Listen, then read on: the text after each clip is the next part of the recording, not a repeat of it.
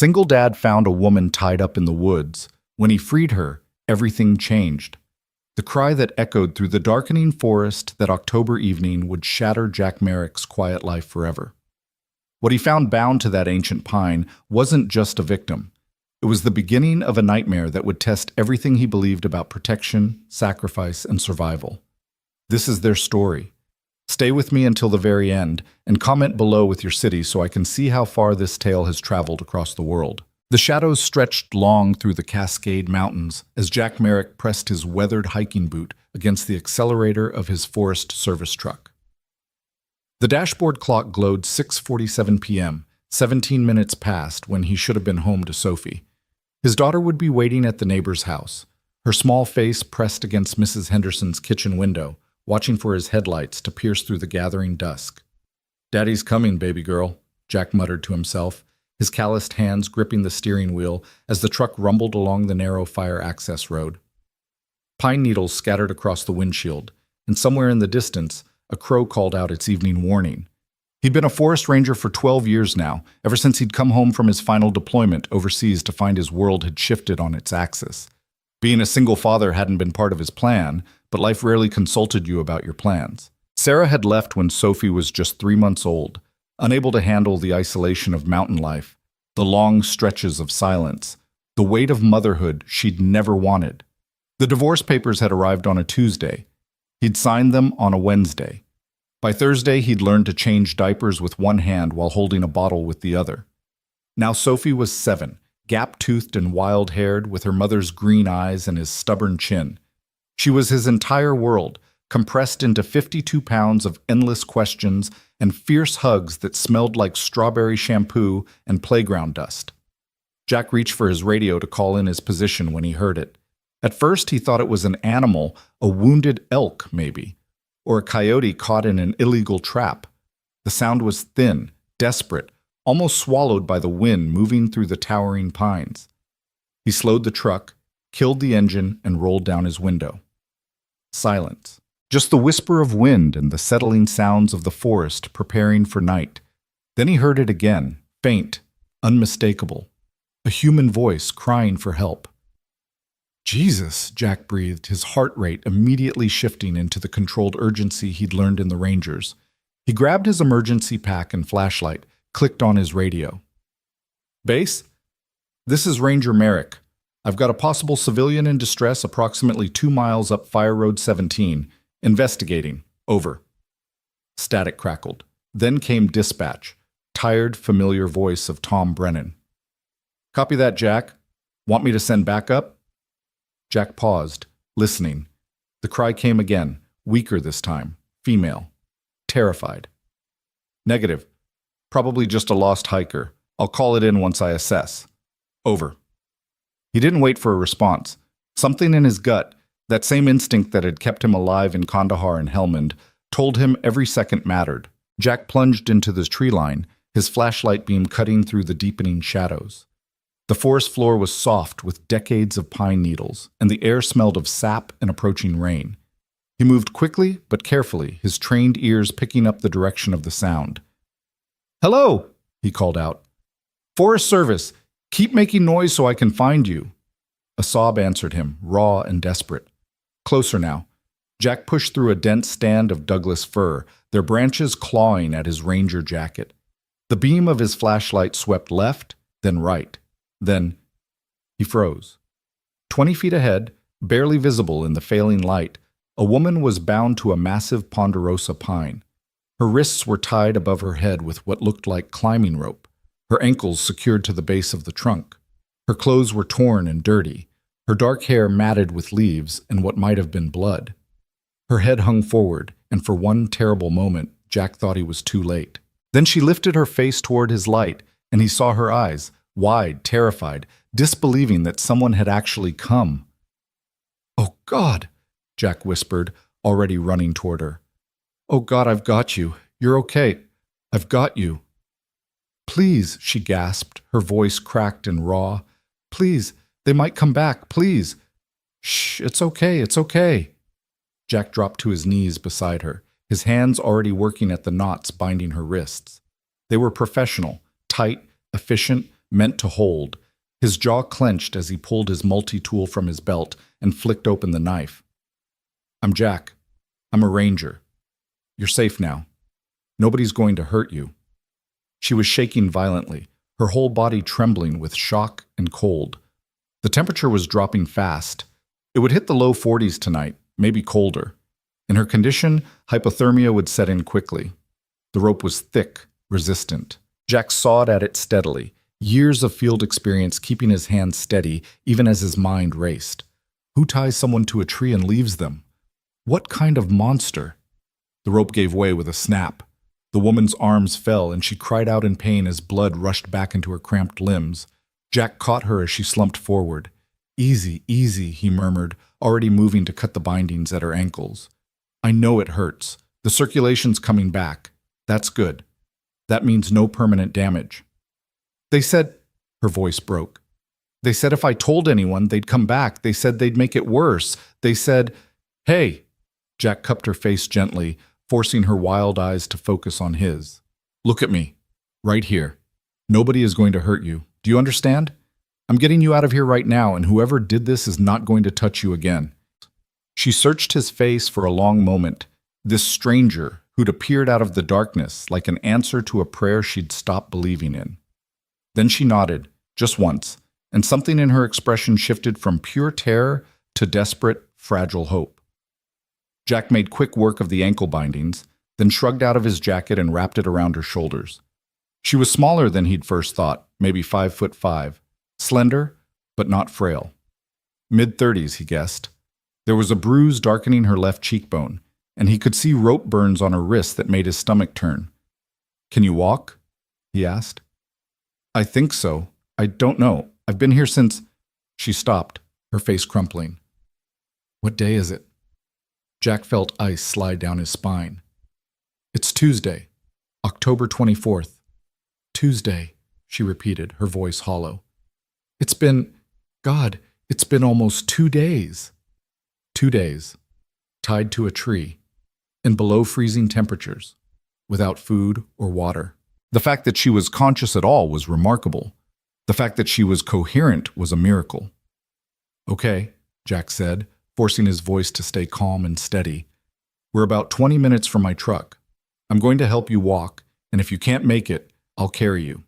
My cabin is close, much closer than the hospital. I'll get you warm and safe, and then we'll figure out the rest, okay?" She nodded, but when she tried to stand, her legs buckled immediately. Jack caught her before she hit the ground. "All right, plan B," he said, and without waiting for permission, he scooped her into his arms. She was lighter than his pack, and carrying wounded soldiers had been part of his training. "Put your arms around my neck and hold on." She obeyed, her face pressing against his shoulder. He could feel her tears soaking through his shirt. "What's your name?" Jack asked as he started back toward the truck, moving as quickly as he dared in the dimming light. "Keep her talking. Keep her conscious. Standard field medicine."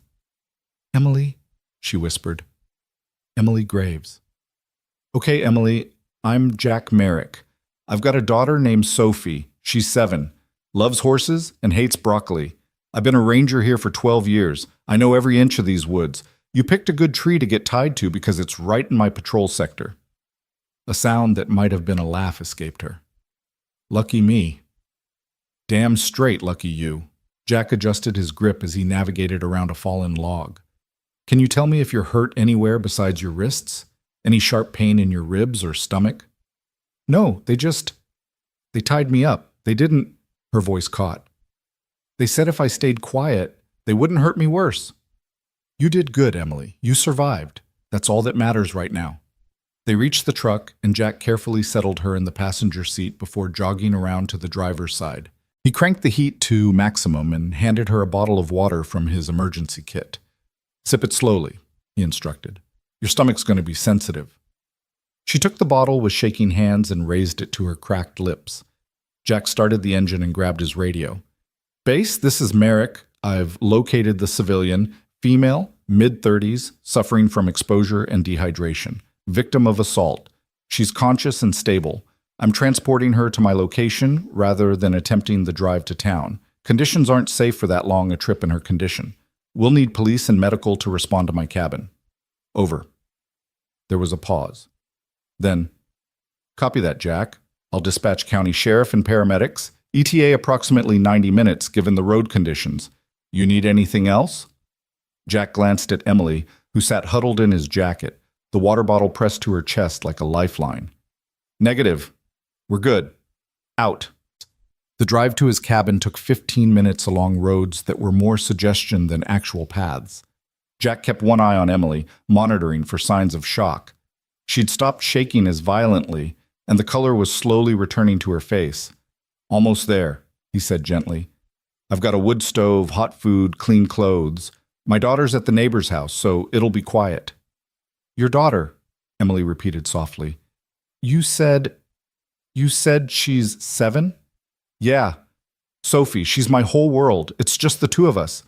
Emily turned to look at him, really look at him, for the first time. Jack knew what she saw. A man in his late 30s, weathered and worn, with crow's feet from too much sun and a jaw that hadn't seen a razor in 3 days. Not handsome, exactly, but solid, reliable. The kind of face you'd want to see if you were lost in the wilderness. Thank you, she whispered. Thank you for finding me. If you hadn't come when you did— But I did come, Jack interrupted firmly, and you're safe now. That's the only thing that matters.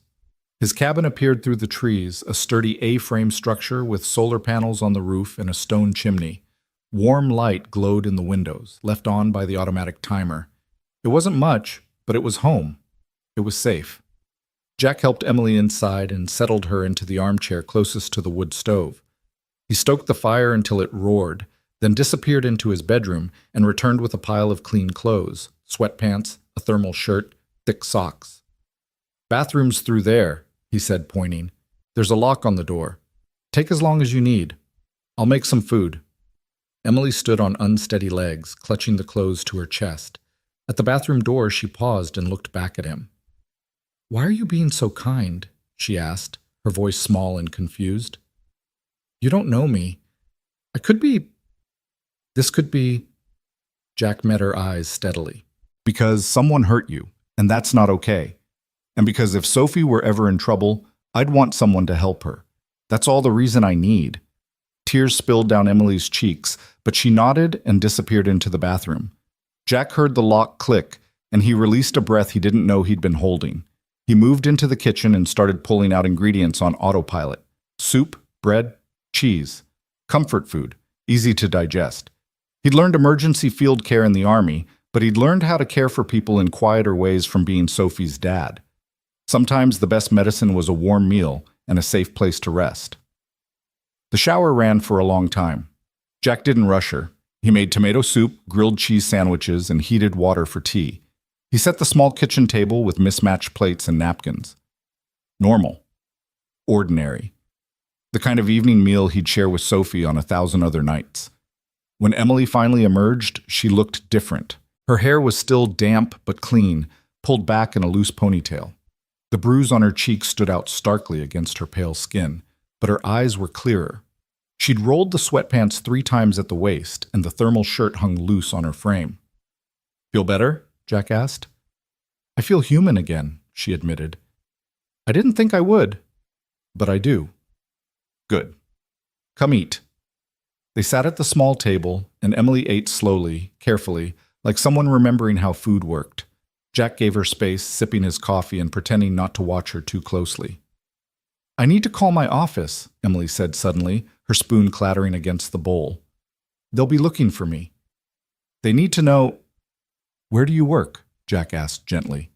Emily hesitated, her fingers white-knuckled around her spoon. I can't tell you. Okay. You don't understand. If I tell you, you'll be in danger too. Emily. Jack leaned forward, his voice calm but firm. I'm not asking you to explain anything right now. The sheriff will be here in about an hour. You can tell him whatever you feel safe telling him. But right now, you need to eat and rest and let yourself be safe, okay? She stared at him for a long moment, then nodded and returned to her soup. They ate in companionable silence. Outside, the wind picked up, rattling the windows and making the pines creak. The wood stove crackled and popped. It should have felt peaceful, but Jack couldn't shake the tension knotting between his shoulder blades. Something about Emily's fear went deeper than a random attack. The way she'd flinched when he mentioned calling anyone. The terror in her eyes when she said, "They'll come back." Who were they? And why had they left her to die in the woods? After dinner, Jack washed the dishes while Emily curled up in the armchair, a blanket wrapped around her shoulders. She stared into the fire, her expression distant and haunted. "Jack?" she said softly. "Yeah? Do you believe in justice?" The question caught him off guard. He dried his hands on a dish towel and came to sit on the couch near her chair. "I believe in doing what's right. Sometimes that's the same as justice. Sometimes it's not. What if doing what's right puts other people in danger? People you care about?" Jack thought of Sophie, her gap-toothed smile, her fierce hugs, the way she sang off-key in the shower. "I think we do the best we can and try to protect the people we love. But sometimes standing up to something wrong is the only way to keep those people safe in the long run." Emily turned to look at him, and in the firelight, he could see tears tracking down her face. "I thought I could stop them. I thought if I just collected enough evidence, if I could prove what they were doing, but they found out. They always find out." "Who, Emily? Who found out?" She shook her head violently. I can't tell you. If they know you know, they'll hurt you too. They'll hurt your daughter." Jack felt cold settle in his gut. "Are you saying whoever did this to you, they're still looking for you?" Before Emily could answer, headlights swept across the cabin windows. Jack was on his feet instantly, his hand instinctively going to the rifle mounted above the door. But then he heard the distinctive rumble of a police cruiser, and he forced himself to relax. "It's the sheriff," he told Emily. "You're okay." But Emily had gone rigid in her chair, her eyes fixed on the door with the same terror she'd had when he'd found her tied to that tree. "They could have gotten to them," she whispered. "The police, the hospital. Anyone could be working for them. Anyone could—" "Emily, look at me." Jack knelt in front of her chair, blocking her view of the door. "I know Sheriff Morrison personally. He's a good man. He's not going to hurt you, but if you don't want to talk to him, you don't have to. I can ask him to wait until you're ready. It's your choice." A knock sounded at the door. "Jack, it's Tom Morrison. I've got the county paramedic with me." Emily's hands were shaking again. Jack waited, letting her decide. Finally, she took a deep breath and nodded. Okay, but I'm not telling them everything. Not yet." "That's fine. Just tell them what you feel safe sharing." Jack opened the door to find Sheriff Tom Morrison, a bear of a man in his mid-50s, and Carla Santos, the county's only full-time paramedic. They'd both worked these mountains for decades, and their faces showed the concern of people who'd seen too much tragedy in remote places. "She's inside," Jack said quietly. "Her name's Emily Graves. I found her tied to a tree up on Fire Road 17. She's been out there at least 2 days, maybe longer. She's scared, Tom. Really scared." Tom's expression darkened. "Tied to a tree? Jesus Christ, this wasn't some random—" "No, it wasn't random, and I don't think whoever did it is done." The sheriff's hand moved instinctively to his service weapon. "You think they're still in the area?" "I think Emily thinks they are, and I think we should listen to her." They entered the cabin, and Carla immediately went to Emily's side, her professional demeanor softening into gentle concern. "Hey, sweetheart. I'm Carla. I'm just going to check you over, okay? Make sure nothing's seriously wrong. Is that all right?" Emily nodded, and Carla began her examination, checking vitals, looking at the rope burns, asking quiet questions about pain and mobility. Tom pulled Jack aside. "Tell me everything," the sheriff said. Jack recounted the discovery, the drive back, the fear in Emily's voice when she talked about them. Tom listened with the grim focus of a man who'd spent 30 years dealing with the worst humanity had to offer. "She say who did this?" Tom asked. "No, she's terrified to talk. Says if she tells us, we'll be in danger too. Says they could have people everywhere, even in law enforcement." Tom's jaw tightened. That kind of paranoia usually comes from one of two places. Either she's had a psychotic break or she's telling the truth and she's mixed up in something way over our heads. Jack glanced at Emily, who was answering Carla's questions in monosyllables while clutching the blanket like armor. "I don't think she's crazy, Tom. I think she's right to be scared. The sheriff rubbed his weathered face. All right, we'll take her statement here. Keep it low-key. I'll put out a bolo for suspicious vehicles in the area. But Jack, if this is what I think it is, if this is organized crime, or worse, we're going to need federal involvement. This isn't something we can handle with 3 deputies and a prayer. I know. Tom approached Emily carefully, settling his large frame into the chair across from her. Ms. Graves, I'm Sheriff Tom Morrison. I've known Jack here since he moved to these mountains. I want you to know that you're safe, and nothing you tell me leaves this room unless you want it to. Can you tell me what happened to you? Emily looked at Jack and he nodded encouragingly. She took a shaky breath. I was driving on Highway 20, heading east. It was Sunday afternoon. A car pulled up behind me, a black SUV with tinted windows. They followed me for miles. I tried to lose them, but she swallowed hard. They forced me off the road. 3 men. They wore masks. They dragged me out of my car and... Take your time, Tom said gently. They said they had a message for me, that I should have minded my own business, that if I kept digging, they'd do worse than leave me in the woods. Her voice broke. They said they'd make sure no one ever found my body. Carla placed a gentle hand on Emily's shoulder. Did they say what you were supposed to stop digging into? Emily's eyes filled with fresh tears. No, but I know. I know what they meant. What were you investigating, Ms. Graves? Tom asked. The room went silent. Outside, the wind howled through the pines. The fire crackled. Emily's breath came fast and shallow. I'm a senior data analyst for Helix Biosynthetics, she finally said, her voice barely above a whisper. We're a pharmaceutical research company based in Seattle. 3 months ago, I started noticing discrepancies in our clinical trial data. Deaths that weren't being reported, side effects that were being buried. I thought it was just sloppy record-keeping at first, but she looked up at Jack, at Tom, at Carla. It wasn't sloppy. It was deliberate. They were falsifying data to push a drug through FDA approval, a drug that was killing people. And when I tried to report it internally, that's when everything went wrong. Tom leaned forward. You reported this to your supervisors? To my direct supervisor, yes, Dr. Marcus Webb. He told me I was mistaken, that I was misinterpreting the data. But the next day I was reassigned to a different project. And the day after that, my apartment was broken into.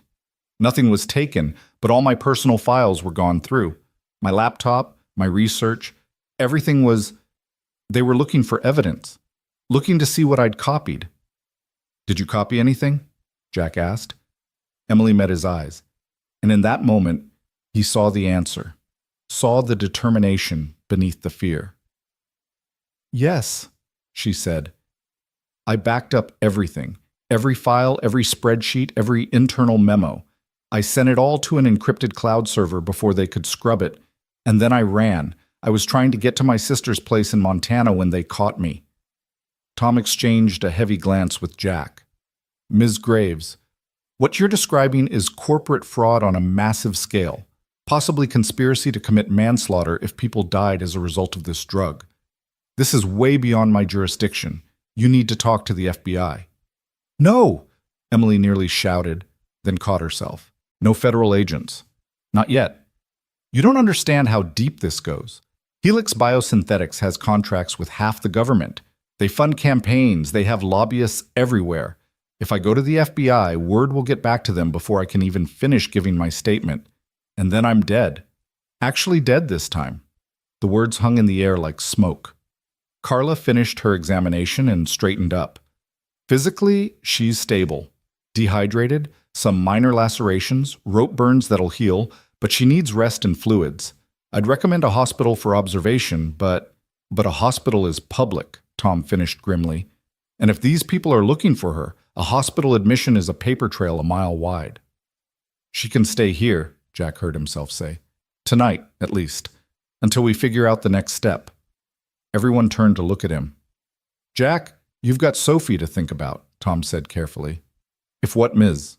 Graves is saying is true, you could be putting yourself and your daughter in danger by harboring her.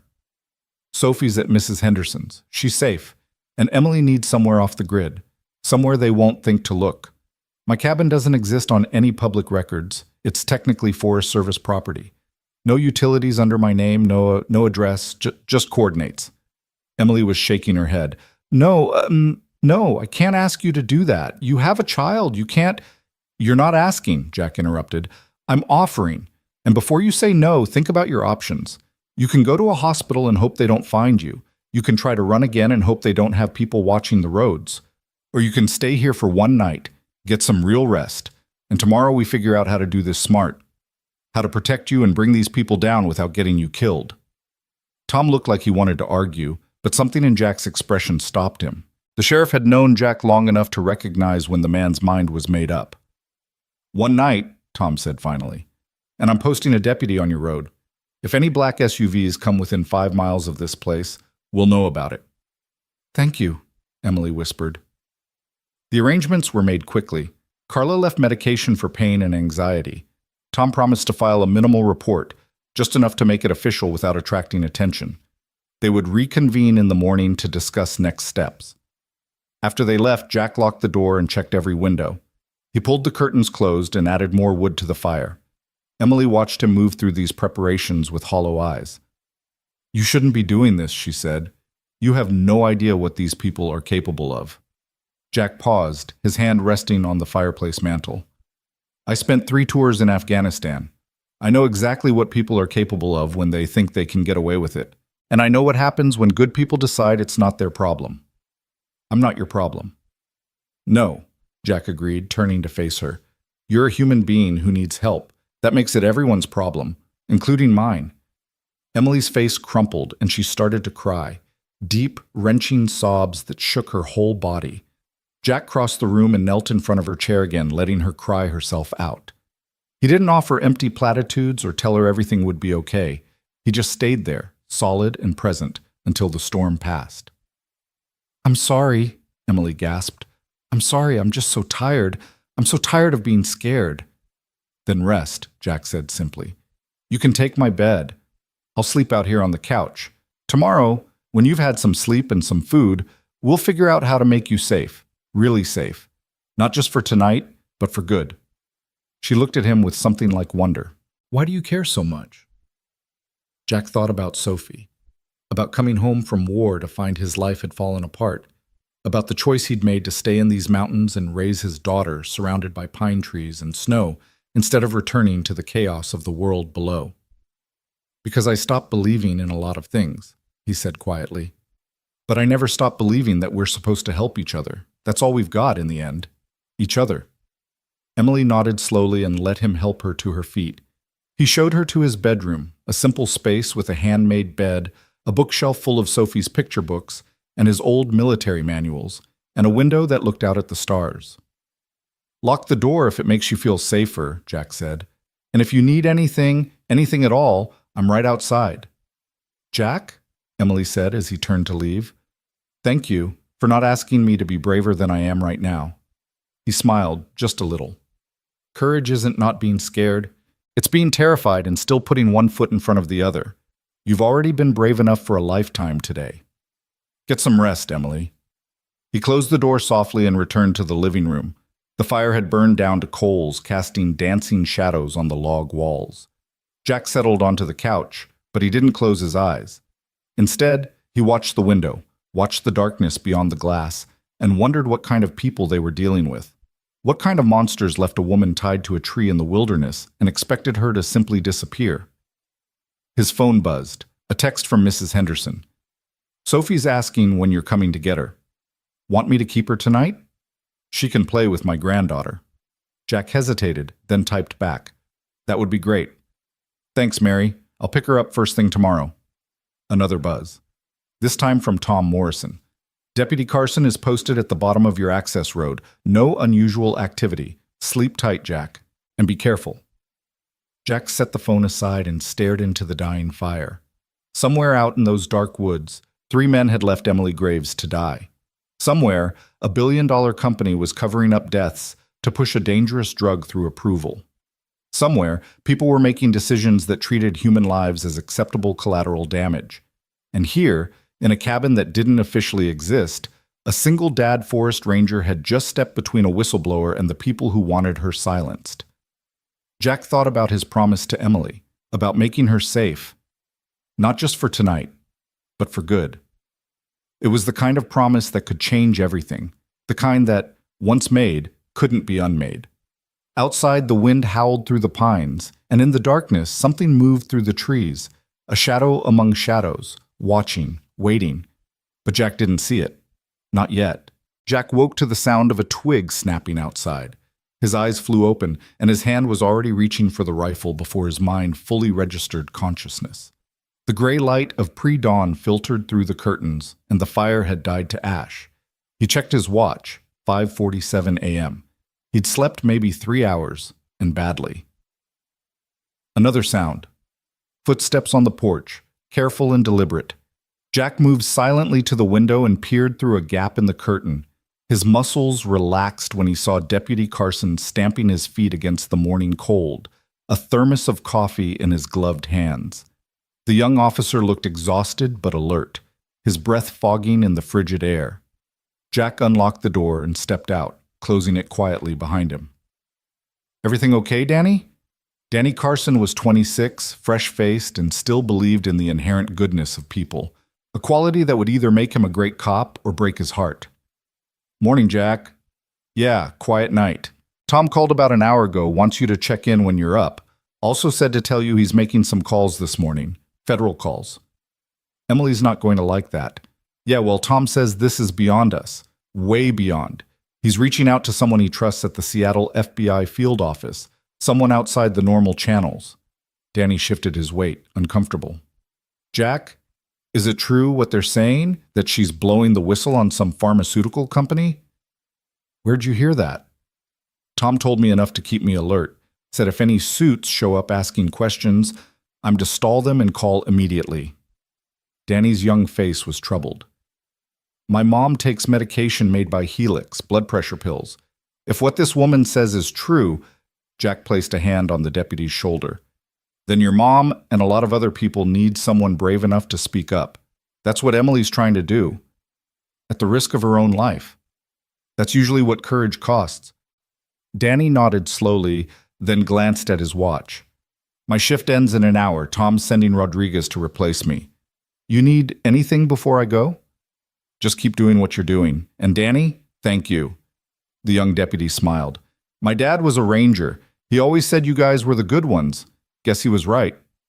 Jack watched Danny return to his patrol car before going back inside. The cabin was still quiet, but he could see light under his bedroom door. Emily was awake. He started a pot of coffee and began making breakfast. Scrambled eggs, toast, bacon. Simple, filling comfort food. He just finished setting the table when Emily emerged, wearing the same borrowed clothes from last night. Her hair was pulled back, and though the bruise on her face had darkened to a deep purple, her eyes were clearer. Rest had done her good. "Morning," Jack said. "Coffee?" "Please, God, please." Emily sank into a chair at the kitchen table, and Jack poured her a mug. She wrapped both hands around it like it was precious. "I smelled the bacon. Thought I was dreaming." "Eat," Jack said, sliding a plate in front of her. "We've got a lot to talk about, and you need your strength." They ate in silence for a few minutes. Outside, the sun was rising over the mountains, painting the sky in shades of pink and gold. It was the kind of morning that should have felt peaceful, but tension hummed beneath the surface like a low-voltage current. "Sheriff Morrison is calling the FBI this morning," Jack said finally. "Someone he trusts, someone outside normal channels." Emily's fork clattered against her plate. "No, Jack, I told you. I know what you told me. But Emily, you can't run forever.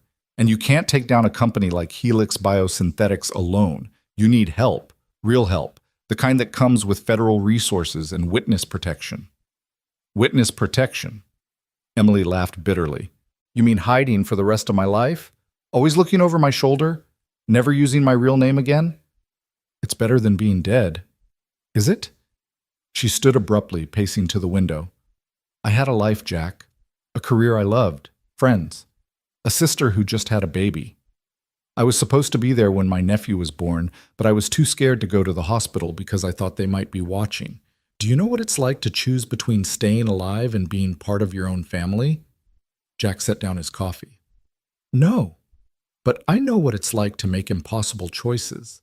And I know that if you don't do this right, you won't have a choice at all.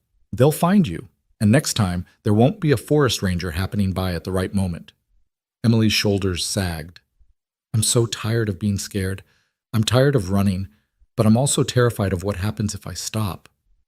Then let's make sure when you stop running, you're standing somewhere safe. Somewhere they can't reach you. Jack crossed to where she stood. The FBI agent Tom's calling. His name is Marcus Chen. Tom served with his father in Desert Storm. Says Chen's one of the good ones. Straight arrow, hates corruption more than anything. If anyone can help you do this safely, it's him. Emily studied Jack's face for a long moment. Why are you doing this? Really? You could have just called 911 last night and washed your hands of the whole thing. I could have, Jack agreed. But then I'd have to live with knowing I turned away when someone needed help. And I'd have to explain to my daughter why Daddy didn't do the right thing when it mattered. I don't want to have that conversation. A ghost of a smile crossed Emily's face. Your daughter's lucky to have you. I'm lucky to have her. She's the reason I... Jack trailed off, then shook his head. After I came back from Afghanistan, I was lost. Angry at the world. My wife left, and I was suddenly a single father to this tiny human who needed me to have my shit together. Sophie saved my life just by existing, by needing me to be better than I was. Emily returned to the table and sat down heavily. Okay, I'll talk to Agent Chen, but only if Tom vouches for him. And only here, not at some FBI office where anyone could be listening. Fair enough. I'll call Tom and tell him. Jack reached for his phone, but before he could dial, it buzzed with an incoming call. Tom Morrison's name flashed on the screen. Tom, I was just about to... Jack, shut up and listen. The sheriff's voice was tight with urgency. We've got a problem. A big one. I just got a call from state police. They found Emily Graves' car. Jack felt ice slide down his spine. Where? Bottom of a ravine off Highway 20, about 15 miles from where you found her. Someone drove it off the road and tried to make it look like an accident. They doused the interior with accelerant and set it on fire. Emily had gone pale, her hands gripping the edge of the table. She'd heard every word. Jack had instinctively put the phone on speaker. Tom, was there... Jack couldn't finish the question. No body. But Jack, here's the thing. State police ran the plates and the VAN. The car's registered to Emily Graves. They've already issued a missing person report and flagged it as suspicious. Within the hour, her face is going to be on every news station in the Pacific Northwest. Jesus Christ, Jack breathed. It gets worse, Tom continued. I got a call this morning from a Detective Sarah Vance with Seattle PD. She's asking questions about Emily Graves. Says there's an active investigation into her whereabouts. Corporate espionage charges. Says Helix Biosynthetics filed a complaint claiming Emily stole proprietary data and fled the state. Emily stood so quickly, her chair toppled backward. That's a lie. They're trying to discredit me before I can tell anyone what I found. I know, Tom said grimly. I didn't tell her anything except that we had no leads. But Jack, if Seattle PD is involved, that means Helix has already started their counteroffensive. They're not just trying to silence Emily. They're trying to destroy her credibility, make her look like a criminal instead of a whistleblower. Jack's mind raced through the implications. How long do we have before they figure out she's here? Hard to say. Could be hours, could be days.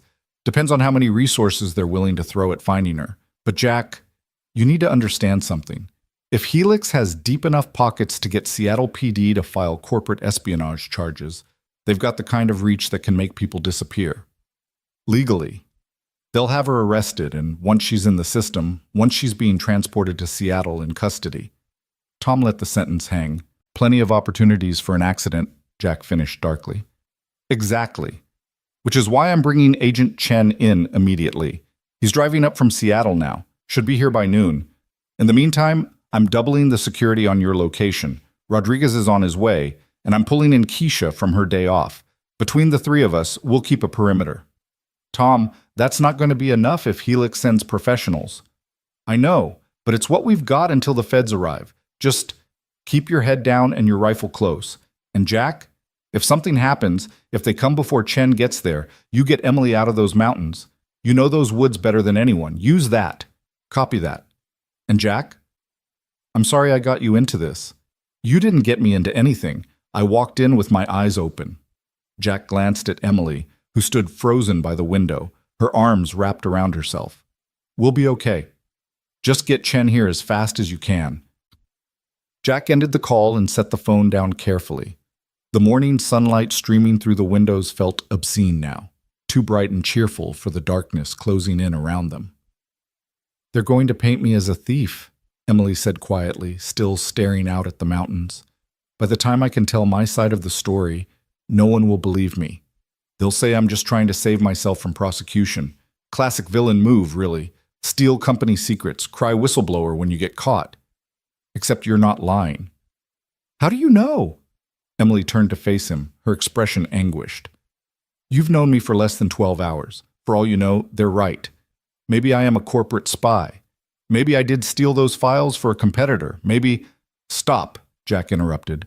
I've spent enough time in war zones to recognize the difference between someone lying to save their own skin and someone telling the truth at great personal cost.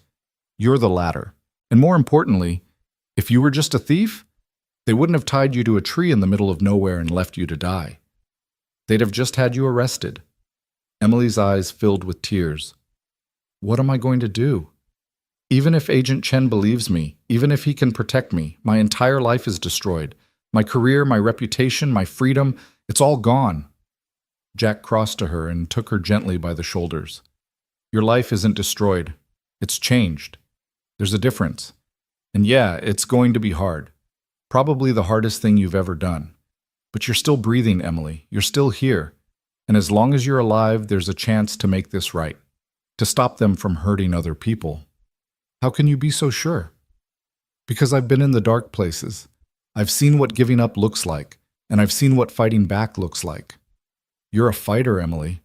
Otherwise, you wouldn't have backed up those files. You wouldn't have run. You would have just accepted what they told you and gone back to work like nothing was wrong. Emily wiped her eyes with the back of her hand. I wish I could believe that. Then borrow my belief until you find your own again. Before Emily could respond, Jack's phone buzzed again. This time it was a text from an unknown number. This is Marcus Chen, FBI. Sheriff Morrison gave me your number. I'm approximately 90 minutes from your location. Do not move the witness until I arrive. If you see any suspicious vehicles, call 911 immediately and get to a secure location. We'll explain more when I arrive. Jack showed the text to Emily. That's our guy. 90 minutes. We can hold out for 90 minutes. Emily nodded, but her hands were shaking again. Jack guided her back to the chair and poured her more coffee. Tell me about the data you collected, he said. Not the technical details, but the big picture. What exactly is Helix Biosynthetics doing? Emily wrapped her hands around the mug and took a steadying breath. They're developing a drug called Synthorol. It's supposed to be a breakthrough treatment for chronic pain, non-addictive, highly effective, minimal side effects. The potential market is worth billions, but during the Phase 3 clinical trials, people started dying. Not a lot at first, 1 or 2 here and there, heart attacks, strokes, sudden organ failure. The company attributed it to pre-existing conditions, said the deaths weren't related to the drug. But you found evidence that they were. More than that. I found evidence that they knew. Internal memos discussing the deaths, conversations between executives about how to manage the narrative, instructions to doctors running the trials to reclassify adverse events as unrelated to the drug. And then there were the patients who didn't die but should have been counted as serious adverse events, kidney damage, liver failure, severe cardiac arrhythmias, all of it buried in footnotes or left out of the reports entirely. Jack felt sick. How many people died? At least 47 that I could definitively link to Synthorol, but the real number is probably higher. Some deaths were listed as lost to follow-up, which is code for we stopped tracking them. And that's just in the trials. If this drug gets approved and goes to market, Emily's voice cracked. It could kill thousands, tens of thousands. Also, Helix can be first to market with a blockbuster pain medication. Jesus Christ. The worst part is that it could have been fixed. The drug does work for pain management, but it needs more research, more refinement. Instead of taking the time to do it right, they're rushing it through approval because their investors are getting impatient.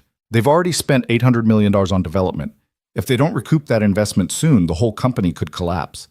So they're gambling with people's lives. Jack leaned back in his chair, processing. This wasn't just corporate malfeasance. This was mass murder disguised as business as usual. You said you backed up the files. Where are they? Encrypted cloud server. I'm the only one with the password. If something happens to me, the files stay locked forever. That's my insurance policy. As long as I'm alive, there's a chance those files become public. If they kill me, the evidence dies with me. Unless you've already shared the password with someone else. Emily shook her head. I couldn't risk it. If I told my sister or my friends, I'd be putting them in danger too. Helix would go after anyone who might have the password, so I memorized it and didn't write it down anywhere. Probably stupid, but it's not stupid, it's survival. Jack stood and began pacing. Okay, here's what's going to happen.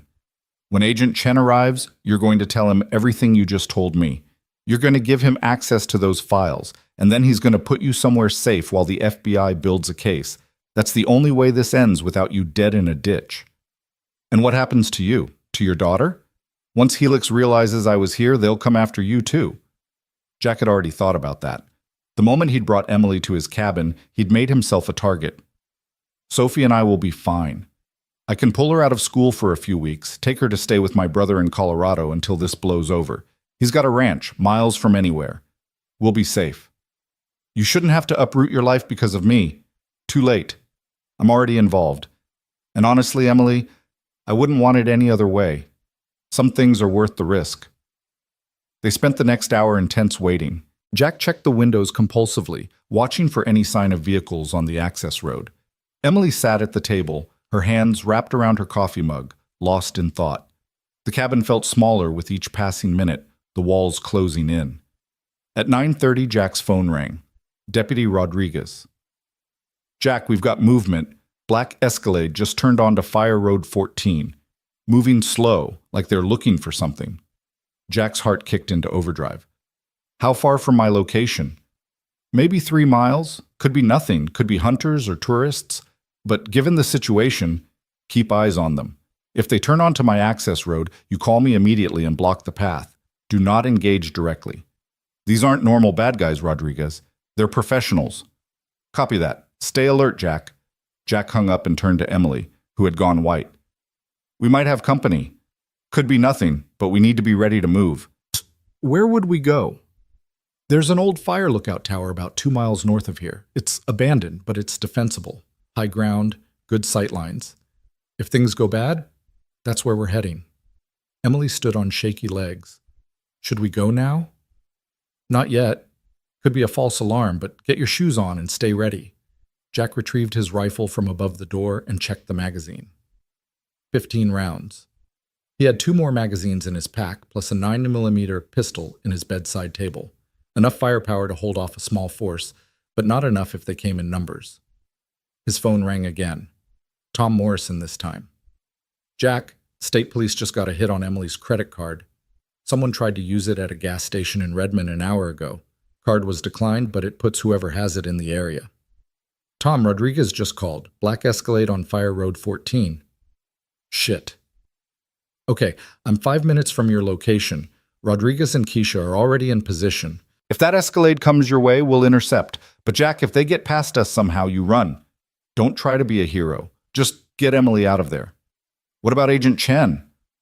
He's still 45 minutes out. He's driving fast, but a sound outside. The unmistakable crunch of tires on gravel. Jack moved to the window and peered out. His blood turned to ice. The black Escalade was parked at the edge of his property, maybe 100 yards from the cabin. 2 men in dark clothing were getting out, their movements efficient and practiced. One of them carried what looked like a tactical rifle. Tom, they're here, Jack said quietly. 2 men, armed, military bearing. I'm 90 seconds away. Do not engage. Get Emily to the back of the cabin, and... The line went dead. Not disconnected, cut. Jack looked at his phone. No signal. They're jamming communications, he said, his voice flat and calm despite the adrenaline flooding his system. Emily, we're leaving. Now. Emily was already moving, grabbing her jacket with shaking hands. Jack slung his rifle over his shoulder and grabbed his go-bag from the closet. Emergency supplies he kept packed for wilderness rescues. Water, first aid, fire starter, emergency blanket. "Stay behind me," Jack instructed. "We're going out the back door. There's a trail that leads north through heavy timber. They won't be able to follow us by vehicle, and we'll have cover." "What about the sheriff?" "Tom's coming, but we can't wait. Move." They slipped out the back door just as Jack heard the front door crash open. Voices shouted inside the cabin, deep, male, aggressive. Jack led Emily into the tree line at a run, his hand gripping hers to pull her along. Behind them, he heard more shouting, then the sound of boots on the cabin's back porch. "There, they're running!" A gunshot cracked through the morning air. The bullet struck a tree trunk 3 feet to Jack's left, sending bark flying. "Stay low and keep moving," Jack shouted, pushing Emily ahead of him. He zigged to the right, using the thick pine trunks as cover. More shots followed, but they were firing blind now, hoping to get lucky. The forest swallowed them.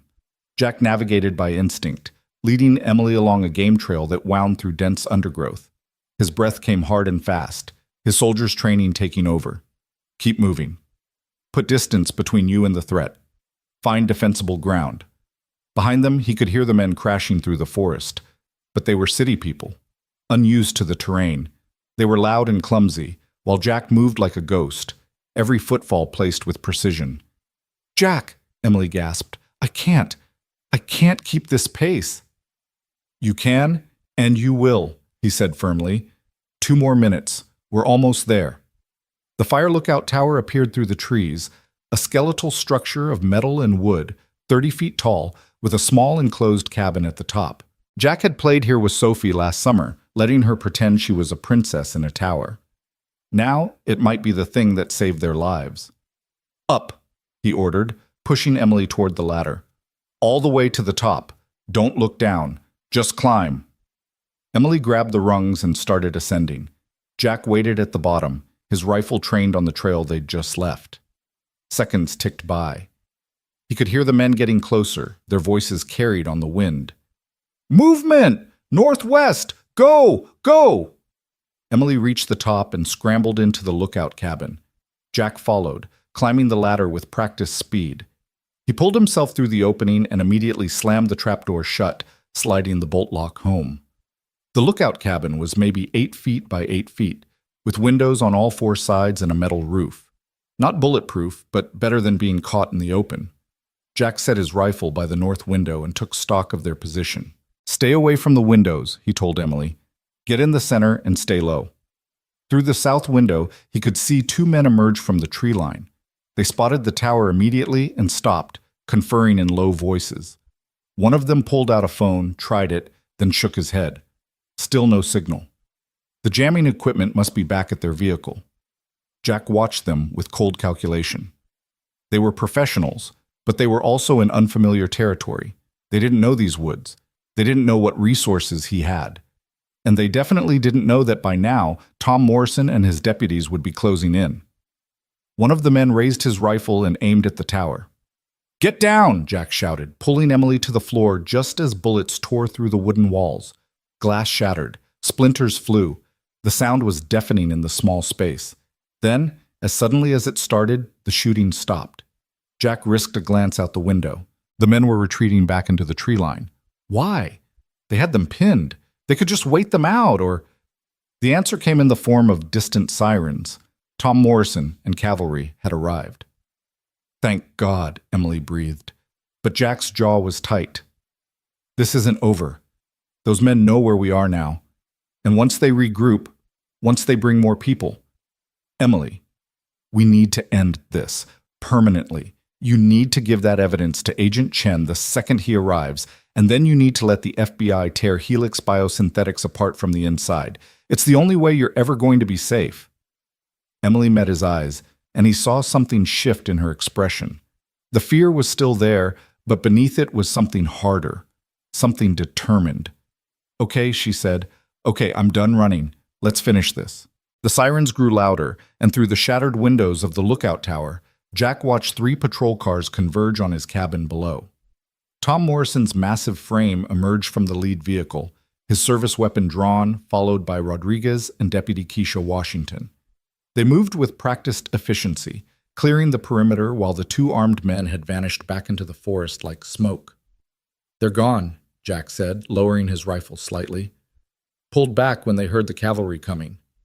Emily remained pressed against the floor, her breath coming in ragged gasps. "Will they come back?" "Eventually, but not right now, not with half the county sheriff's department crawling all over this place." Jack pulled out his phone. Still no signal. "The jamming equipment must still be active. We need to get down there and warn Tom." "But what if those men are waiting? What if they're watching to see who comes out?" Jack considered this, scanning the tree line through each window. The forest was still. Almost too still. Birds that should have been singing their morning songs had gone silent. That was never a good sign. "Tom's not an idiot," Jack said finally. "He'll secure the area before we come down. We just need to wait for his signal." They didn't have to wait long. Within minutes, Tom Morrison appeared at the base of the tower, one hand cupped around his mouth. "Jack, you two okay up there?" "We're fine," Jack called back. "Two shooters, both armed with tactical rifles. They retreated when you arrived. Tom, they're jamming communications. We've got no cell signal." Tom's face darkened.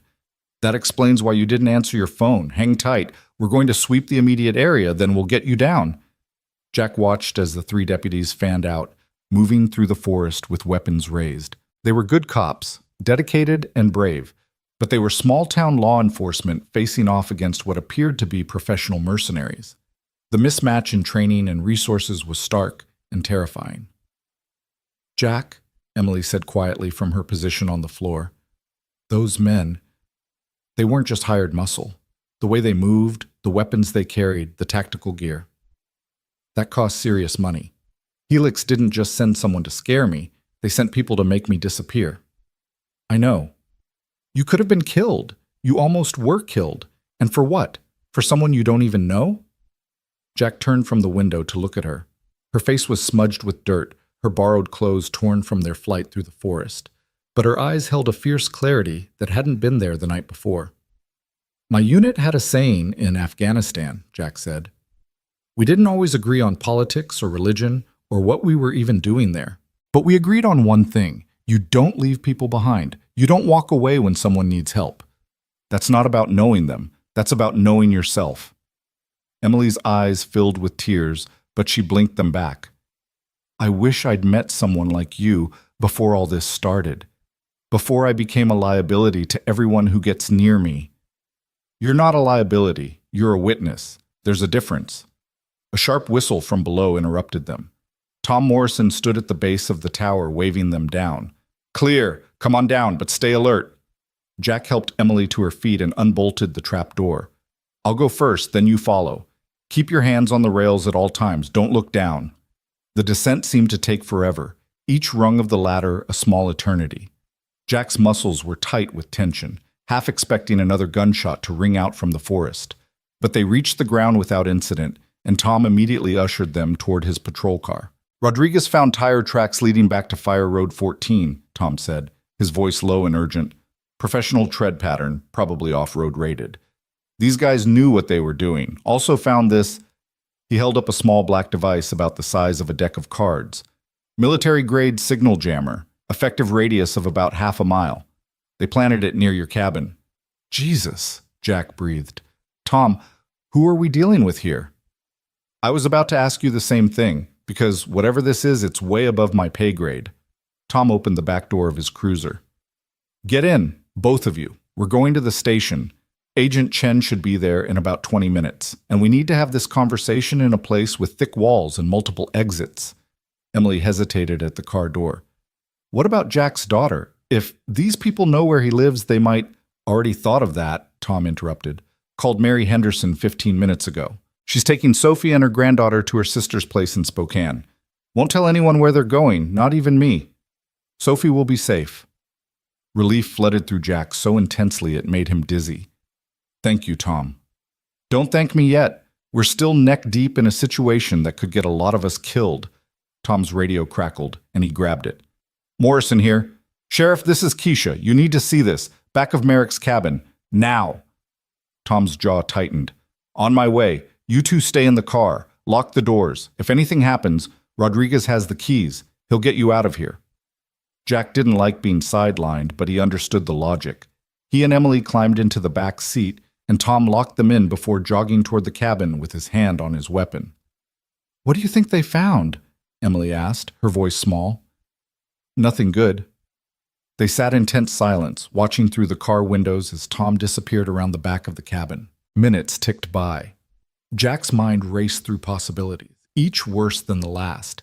Had the men left something behind? A bomb? A threat? When Tom finally reappeared, his face was grim. He climbed into the driver's seat and started the engine without a word. "Tom," Jack prompted, "what did Keisha find?" The sheriff met Jack's eyes in the rearview mirror. Photos. Dozens of them, pinned to your back door with a knife. Photos of Sophie, at school, at the playground, at Mary Henderson's house. They've been watching your daughter, Jack. The world tilted. Jack felt like he'd been punched in the gut, all the air driven from his lungs. "They what?" "The message is clear," Tom continued, his voice hard. "They know where Sophie is. They know her routine. They're telling you that helping Emily Graves puts your daughter in danger." Jack's hands curled into fists.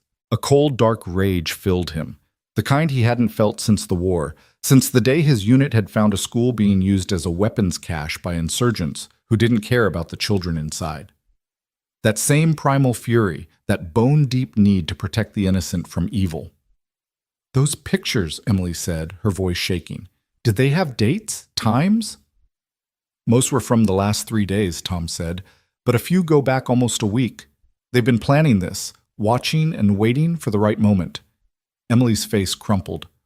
Oh, God, Jack, I'm so sorry. I should never have. You should have just left me in those woods. You should have." "Stop," Jack said, his voice cold and hard. "Don't you dare apologize for being a victim. And don't you dare suggest I should have left you to die. These people, whoever they are, they made their choice when they decided human lives were worth less than corporate profits. They made their choice when they tied you to that tree. And they made their choice when they threatened my daughter. Jack, no. Listen to me, Emily. I'm not backing down. I'm not scared off by threats. What I am is done playing defense. It's time we went on the offensive." Tom pulled out onto the main road, his eyes constantly checking the mirrors. "What are you thinking?" "I'm thinking that Helix Biosynthetics is used to people being afraid of them, used to threats working. They send their goons, wave around some scary pictures, and people fold. But they made a mistake this time. They threatened my daughter, and that means they've given me permission to take off the gloves." Emily leaned forward in her seat. "Jack, what are you saying?" "I'm saying we stop waiting for them to make the next move. We take the fight to them. You've got evidence that could destroy this company, right? Files that prove they falsified clinical trial data, buried deaths, committed fraud on a massive scale? Yes, but then we don't sit around waiting for Agent Chen to build a case over the next 6 months while these people hunt you. We go public, now, today. We take those files and we give them to every news organization, every regulatory agency, every watchdog group we can find. We flood the zone so fast and so hard that Helix Biosynthetics doesn't have time to spin the story or intimidate witnesses." Tom's eyes widened. "Jack, that's insane. The FBI will want to control the release of evidence, build a prosecutable case. The FBI will want to protect their conviction rate," Jack interrupted. "They'll want everything perfect before they move. But Emily doesn't have time for perfect. She needs to stay alive long enough to testify, and the best way to do that is to make herself too visible to kill quietly. You can't make a whistleblower disappear once the whole world knows what they witnessed." Emily was silent for a long moment, her mind clearly racing. Then, "He's right." "Emily, think about what you're saying," Tom cautioned. "Once you go public, there's no taking it back.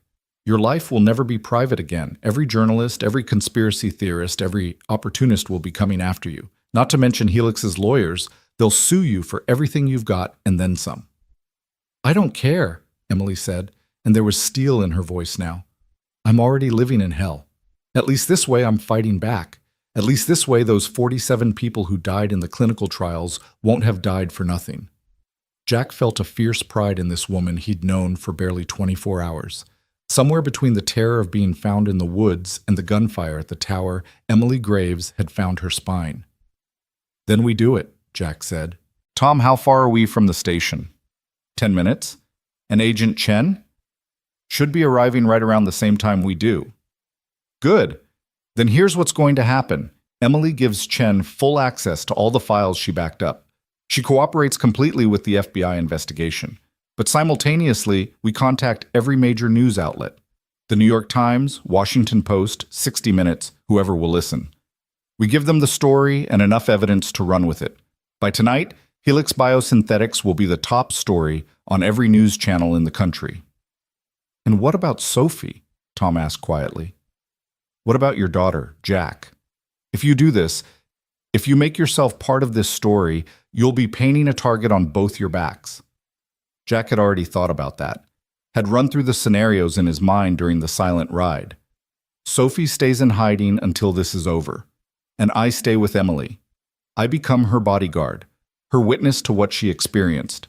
I make myself part of the story too, so that if something happens to me, it only adds credibility to her claims. I become insurance. That's not your job, Emily protested. You're a father. You should be protecting your daughter, not... I am protecting my daughter, Jack said firmly. By making sure the people who threatened her learn that threats don't work. By teaching Sophie that sometimes doing the right thing means taking risks, and by making damn sure that a company that values profits over human lives doesn't get away with murder. The sheriff's station appeared ahead, a modest brick building that served a county of fewer than 15,000 people. Two unfamiliar vehicles were parked in the lot, a black sedan with government plates and a news van from the local ABC affiliate. Looks like the circus has already started, Tom muttered. That news van is probably here about Emily's car being found. The local reporters have been calling all morning.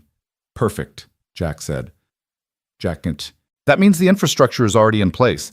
We just need to give them a bigger story. They pulled into the lot and Tom killed the engine.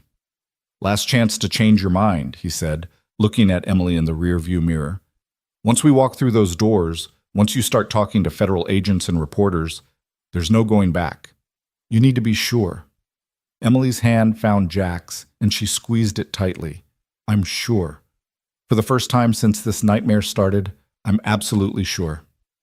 They climbed out of the car just as a man in a dark suit emerged from the station. He was Asian American, mid-40s, with sharp eyes that missed nothing.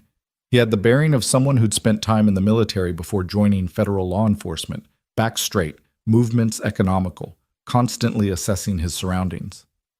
Sheriff Morrison, he said, extending his hand.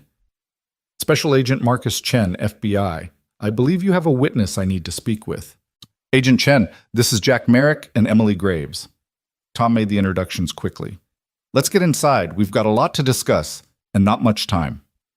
They moved through the station quickly, past curious deputies and a receptionist who looked up from her computer with wide eyes.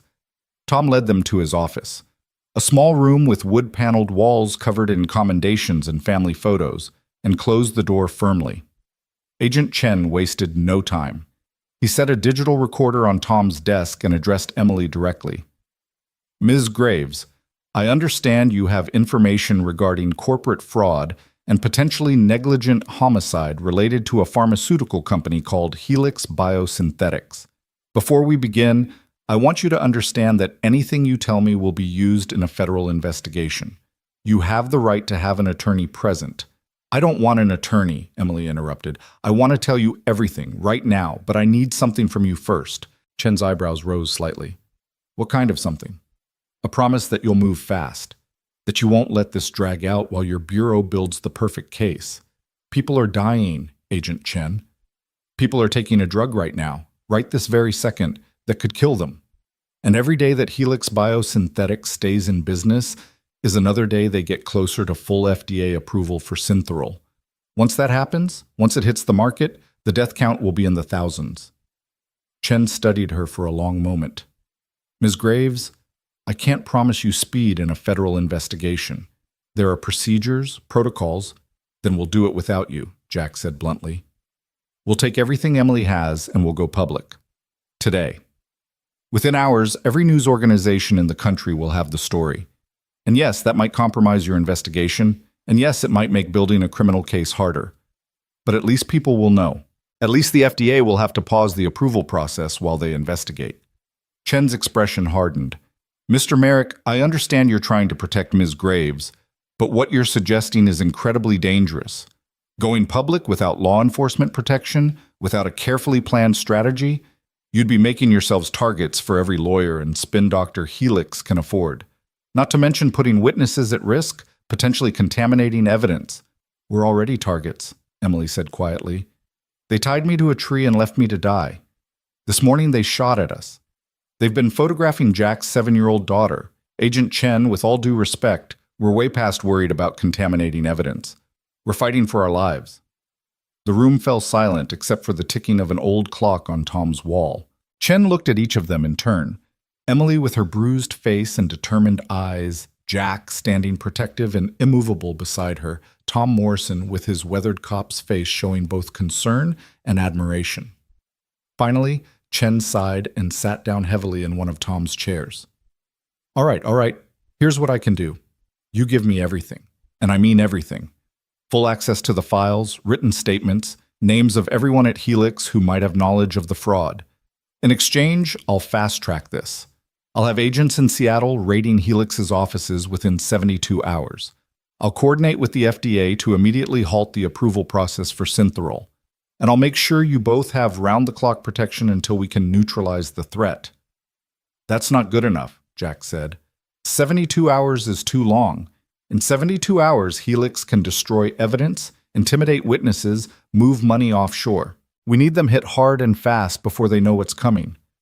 And how exactly do you propose we do that? Chen asked, his patience clearly wearing thin. Jack pulled out his phone. The signal jammer was far enough away now that he had full bars. We use the press. That news van outside? That's just the beginning. Emily and I are going to hold a press conference. Today. In 2 hours, right here at this station.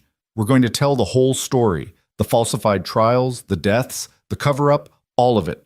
And we're going to release enough documentation to back it up that Helix can't claim we're lying. Chen stood abruptly. That's the worst possible. It's the smartest possible move, Jack interrupted. Because once we go public, once Emily's face is on every news channel with her story, she stops being an easy target. You can't quietly disappear someone who's already headline news. And more importantly, once the story breaks, Helix Biosynthetics will go into damage control mode. They'll be too busy trying to save their stock price and reputation to worry about hunting Emily down. Or they'll double down on silencing her, Chen shot back. Make an example out of her to discourage other whistleblowers. Then you better make sure your protection detail is good, Jack said coldly. Because we're doing this. With you or without you. But I'd much rather have the FBI on our side when the shit hits the fan. Emily touched Jack's arm gently. Agent Chen, I know this isn't how you want to handle this. I know it's messy and risky and probably breaks half a dozen protocols. But Jack's right about one thing. I'm done hiding. I'm done being afraid. If I'm going to die, I want to die fighting. I want those 47 people who died in the trials to mean something. Please, help us do this right. Chen looked at her for a long moment, and something in his expression softened. He'd been in law enforcement long enough to recognize genuine courage when he saw it. If we do this, he said slowly, if we go public this fast, we need to be smart about it. We can't just dump raw data and hope the press figures it out. We need a narrative. We need key documents that are irrefutable. And we need you, Ms. Graves, to be prepared for the absolute media circus that's about to descend on your life. Emily looked at Jack, and he saw all the fear and uncertainty that had defined the last few days crystallize into something harder, something unbreakable. I'm sure, she said. Let's burn them down. The next 2 hours were a whirlwind of activity. Chen made calls, bringing in resources from the Seattle field office. A media consultant arrived, a sharp-eyed woman named Diana Ross, who'd handled dozens of high-profile FBI press conferences. A team of 4 agents set up a protective perimeter around the station, and Emily, with Jack's steadying presence beside her, began the process of organizing her evidence into a coherent, devastating narrative. She pulled up her encrypted cloud server on Tom's desktop computer, typing in a password that seemed to take forever. When the files finally loaded, even Chen let out a low whistle. This is comprehensive, he said, scrolling through folder after folder of documents. Trial data, internal memos, financial records, email chains between executives. Ms. Graves, how did you get access to all this? I was the senior data analyst, Emily explained. I had legitimate access to most of it as part of my job. The rest I obtained through less official channels. Logged into systems I technically wasn't supposed to be in, copied files from shared drives that most people didn't know existed. That's going to be a problem legally, Chen said. Defense attorneys will argue the evidence was obtained illegally, that it's inadmissible. That's why we're going public first, Jack interjected. Let the court of public opinion see the evidence before lawyers can bury it in motions and technicalities. By the time this goes to trial, the damage to Helix will already be done. Diana Ross had been studying Emily with a critical eye. We need to get her cleaned up before the press conference. No offense, Ms. Graves, but you look like you've been through hell, which is good for sympathy, but bad for credibility. People need to see you as a competent professional, not a victim. She is a victim, Jack said sharply. I know that, you know that. But the public needs to see her as a heroic whistleblower, not someone who needs rescuing. It's unfair, but it's how the media works. Diana turned to Emily. There's a bathroom down the hall. I brought some clothes, makeup, basic styling tools. Let's make you look like the serious scientist you are. Emily nodded and followed Diana out of the office, leaving Jack alone with Chen and Tom. She's remarkable, Chen said quietly once they were gone. Most people would have crumbled by now, but she's still fighting. She's stronger than she knows, Jack agreed, and she deserves better than to spend the rest of her life looking over her shoulder. That's assuming she survives the next few weeks, Chen said grimly. Jack, I need you to understand something. Once we do this press conference, once Emily's face is everywhere, Helix Biosynthetics is going to throw everything they have at discrediting her. They'll dig up every mistake she's ever made, every bad decision, every embarrassing moment from her past. They'll try to paint her as mentally unstable, as a disgruntled employee, as someone with an axe to grind. And they might come after you too, questioning your motives, suggesting you're trying to be a hero for attention or money. Let them try, Jack said. I've been through worse. Have you? Have you ever had your entire life dissected by hostile lawyers and aggressive journalists? Have you ever had strangers on the internet digging through your divorce records, your military service, your parenting choices? Because that's what's coming, Jack. For both of you. Jack met Chen's eyes steadily. I spent 3 tours in Afghanistan watching good people die for reasons that never made sense. I've carried wounded soldiers through minefields. I've made decisions that cost lives and saved lives in equal measure. You want to talk about having my life dissected? Fine. Let them look. They'll find a man who isn't perfect, but who tried his best to do right by the people who depended on him. If that's not good enough for the court of public opinion, then that says more about them than it does about me. Chen studied him for a moment, then nodded slowly. Okay. You're in this for real. Good. Because Emily's going to need someone who won't fold when things get ugly. And they will get ugly, Jack. I can promise you that. Tom's desk phone rang and the sheriff picked it up. Morrison. Yeah. Wait, what? When? Shit. Okay, I'm sending deputies now. He slammed the phone down, his face pale. That was dispatch. There's been an explosion at Jack's cabin. Fire department is responding now, but the entire structure is engulfed. Jack felt his stomach drop. Anyone hurt? No, the cabin was empty, thank God, but Jack, it's gone. Everything you owned is just stuff, Jack finished, though his chest felt tight. Stuff can be replaced. Sophie's safe. That's what matters. But it wasn't just about stuff, and they all knew it. The explosion was a message, a demonstration of reach and power, a promise that Helix Biosynthetics could strike anywhere, anytime. They're escalating, Chen said, already on his phone again. Tom, I need your entire department on high alert. Jack, I'm putting protective detail on you and your daughter effective immediately. Emily, too, obviously. No one goes anywhere without an armed escort. Good luck enforcing that, Jack muttered. I'm serious, Jack. These people just blew up your home. They're not playing around anymore. Neither am I. Emily and Diana returned, and the transformation was remarkable. Emily's hair was pulled back in a professional bun, her face lightly made up to cover the worst of the bruising without looking overdone. She wore dark slacks and a navy blue blazer that Diana had brought. Simple, professional, authoritative. She looked like what she was, a scientist with something important to say. "How do I look?" Emily asked, and Jack could hear the nervousness beneath her steady voice. "Like someone the world needs to listen to," he said honestly. Diana checked her watch. 30 minutes until we go live. Let's run through the key points one more time. Emily, you're going to start with a brief statement, no more than 3 minutes. Hit the highlights. Who you are, what you discovered, why you're coming forward. Then we open it up for questions. I'll be standing off to the side, and if I make this signal, she touched her ear. That means wrap it up. Understood? Understood. Don't get defensive if reporters ask tough questions. Stay calm, stick to the facts, and remember, you're not on trial here. You're simply telling the truth. Let the evidence speak for itself. What about Jack? Emily asked. Is he going to be part of this? Diana looked at Chen, who looked at Jack. That's up to you, Chen said. You don't have to be. We can keep you as an unnamed Good Samaritan, protect your identity. No, Jack said. I'm standing with her. If they're going to come after Emily, they'll have to go through me first. Might as well make that public from the start. Then we need to prepare you too, Diana said. Jack, when reporters ask why you got involved, what are you going to say? The truth, that I found someone who needed help and I couldn't walk away.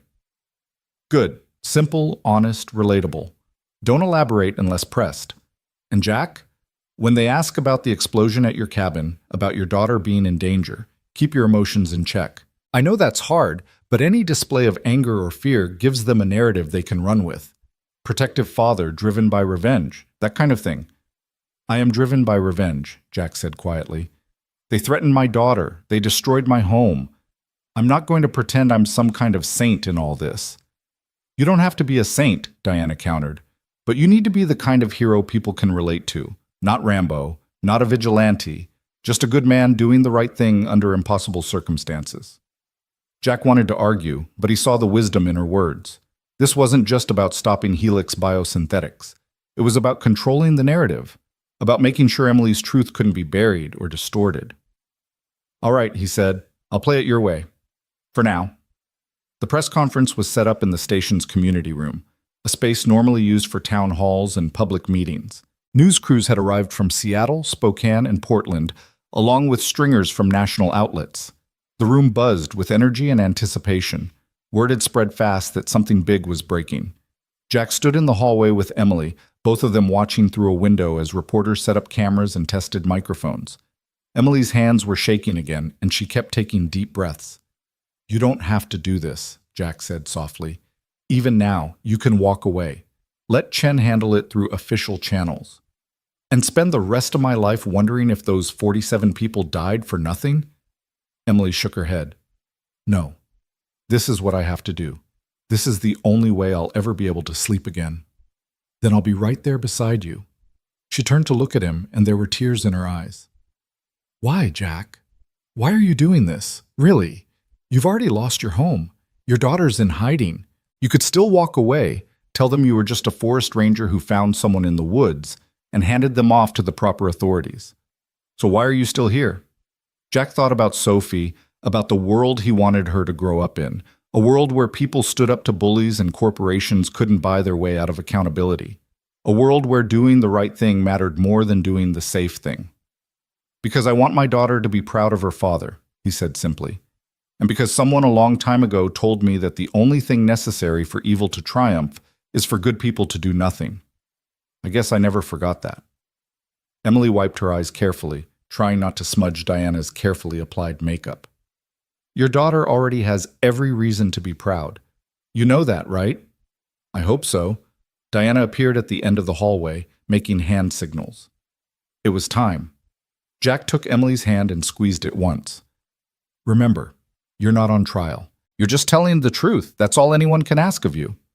They walked into the community room together, and the flash of cameras was instantaneous and overwhelming. Questions were shouted from every direction, but Diana stepped forward to the microphone first. Ladies and gentlemen, thank you for coming on such short notice. I'm Diana Ross with the FBI's Seattle field office. We have a significant statement to make regarding ongoing corporate fraud and potential criminal negligence in the pharmaceutical industry.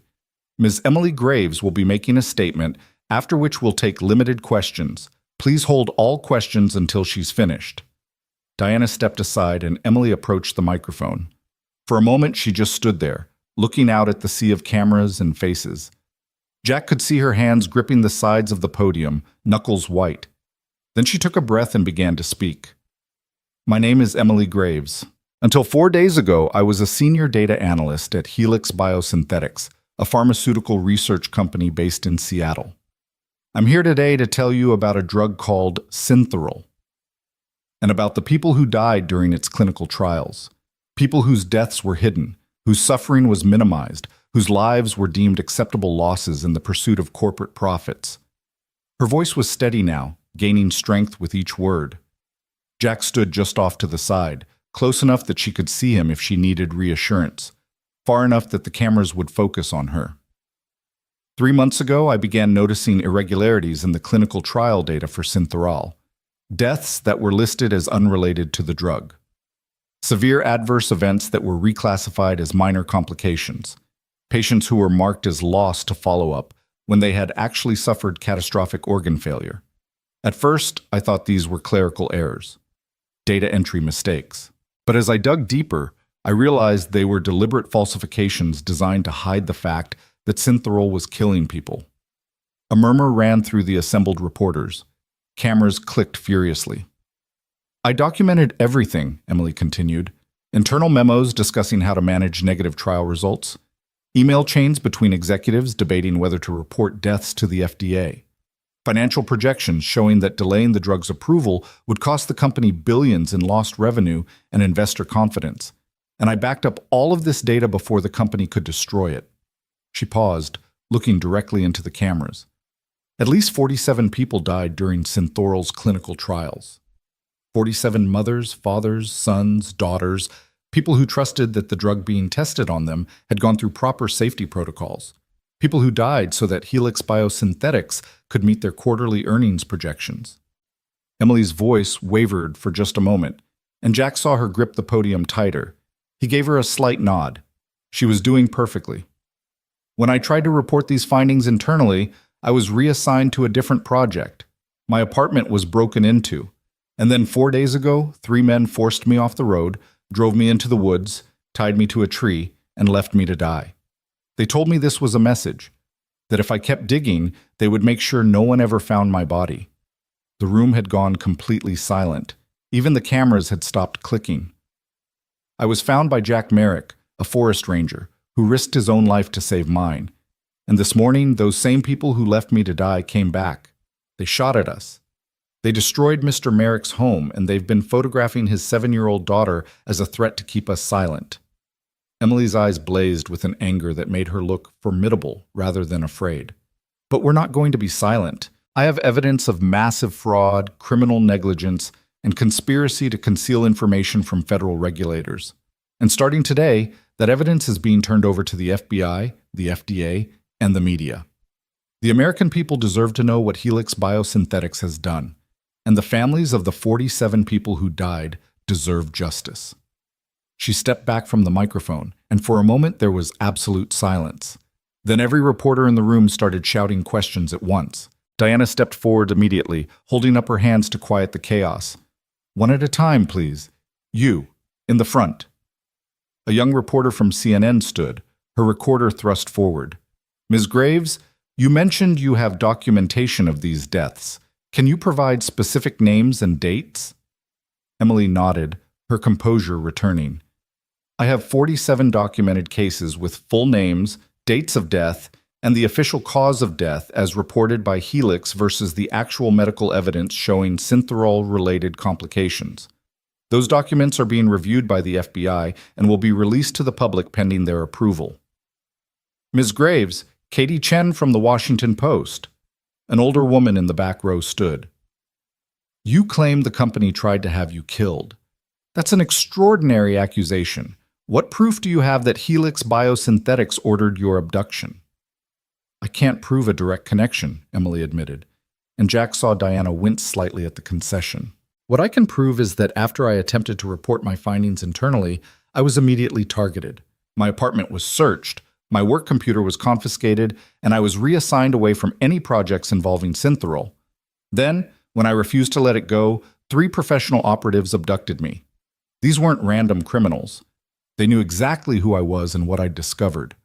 A man from Bloomberg raised his hand. What's Helix Biosynthetics' response to these allegations? We haven't contacted them yet, Agent Chen interjected, stepping up to the microphone. This is an active federal investigation, and we're coordinating with multiple agencies, including the FDA. Helix will have their opportunity to respond through proper legal channels. Mr. Merrick, a local reporter from the Spokane affiliate, turned her attention to Jack. Why did you get involved in this? You're a forest ranger, not law enforcement. Weren't you putting yourself and your family at risk? Jack stepped forward to the microphone, trying to channel Diana's advice about staying relatable. I found someone who needed help. I'm a father, and I kept thinking, what if that was my daughter tied to a tree in the middle of nowhere? I'd hope someone would help her. That's all I did. I helped. But your cabin was destroyed this morning in what investigators are calling a deliberate explosion, the reporter pressed. Do you regret getting involved? Jack's jaw tightened. He thought about Sophie's room, the handmade bookshelves he'd built, the photos on the walls documenting 7 years of birthdays and holidays and ordinary moments. All of it gone. Turned to ash because he'd done the right thing. I regret that there are people in this world who value money more than human lives, he said carefully. I regret that Emily Graves had to risk everything to expose corruption that should never have existed in the first place. But do I regret helping her? No. I'd do it again. The questions continued for another 20 minutes, a relentless barrage that Emily handled with increasing confidence. She explained the science behind Synthorol's mechanism of action, detailed the specific ways clinical trial data had been manipulated, and methodically dismantled every potential defense Helix might mount.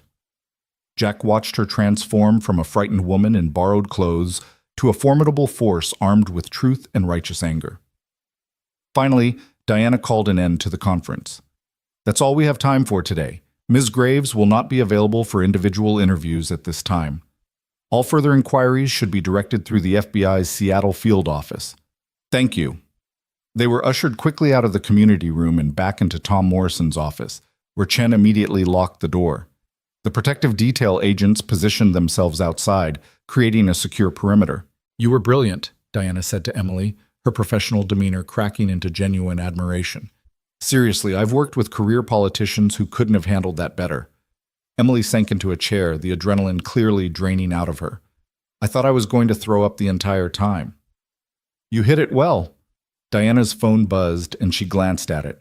Okay, it's already hitting the wire services. Associated Press just picked it up. Within an hour, this will be national news. By tonight, international. Chen was on his own phone, his expression growing grimmer with each call.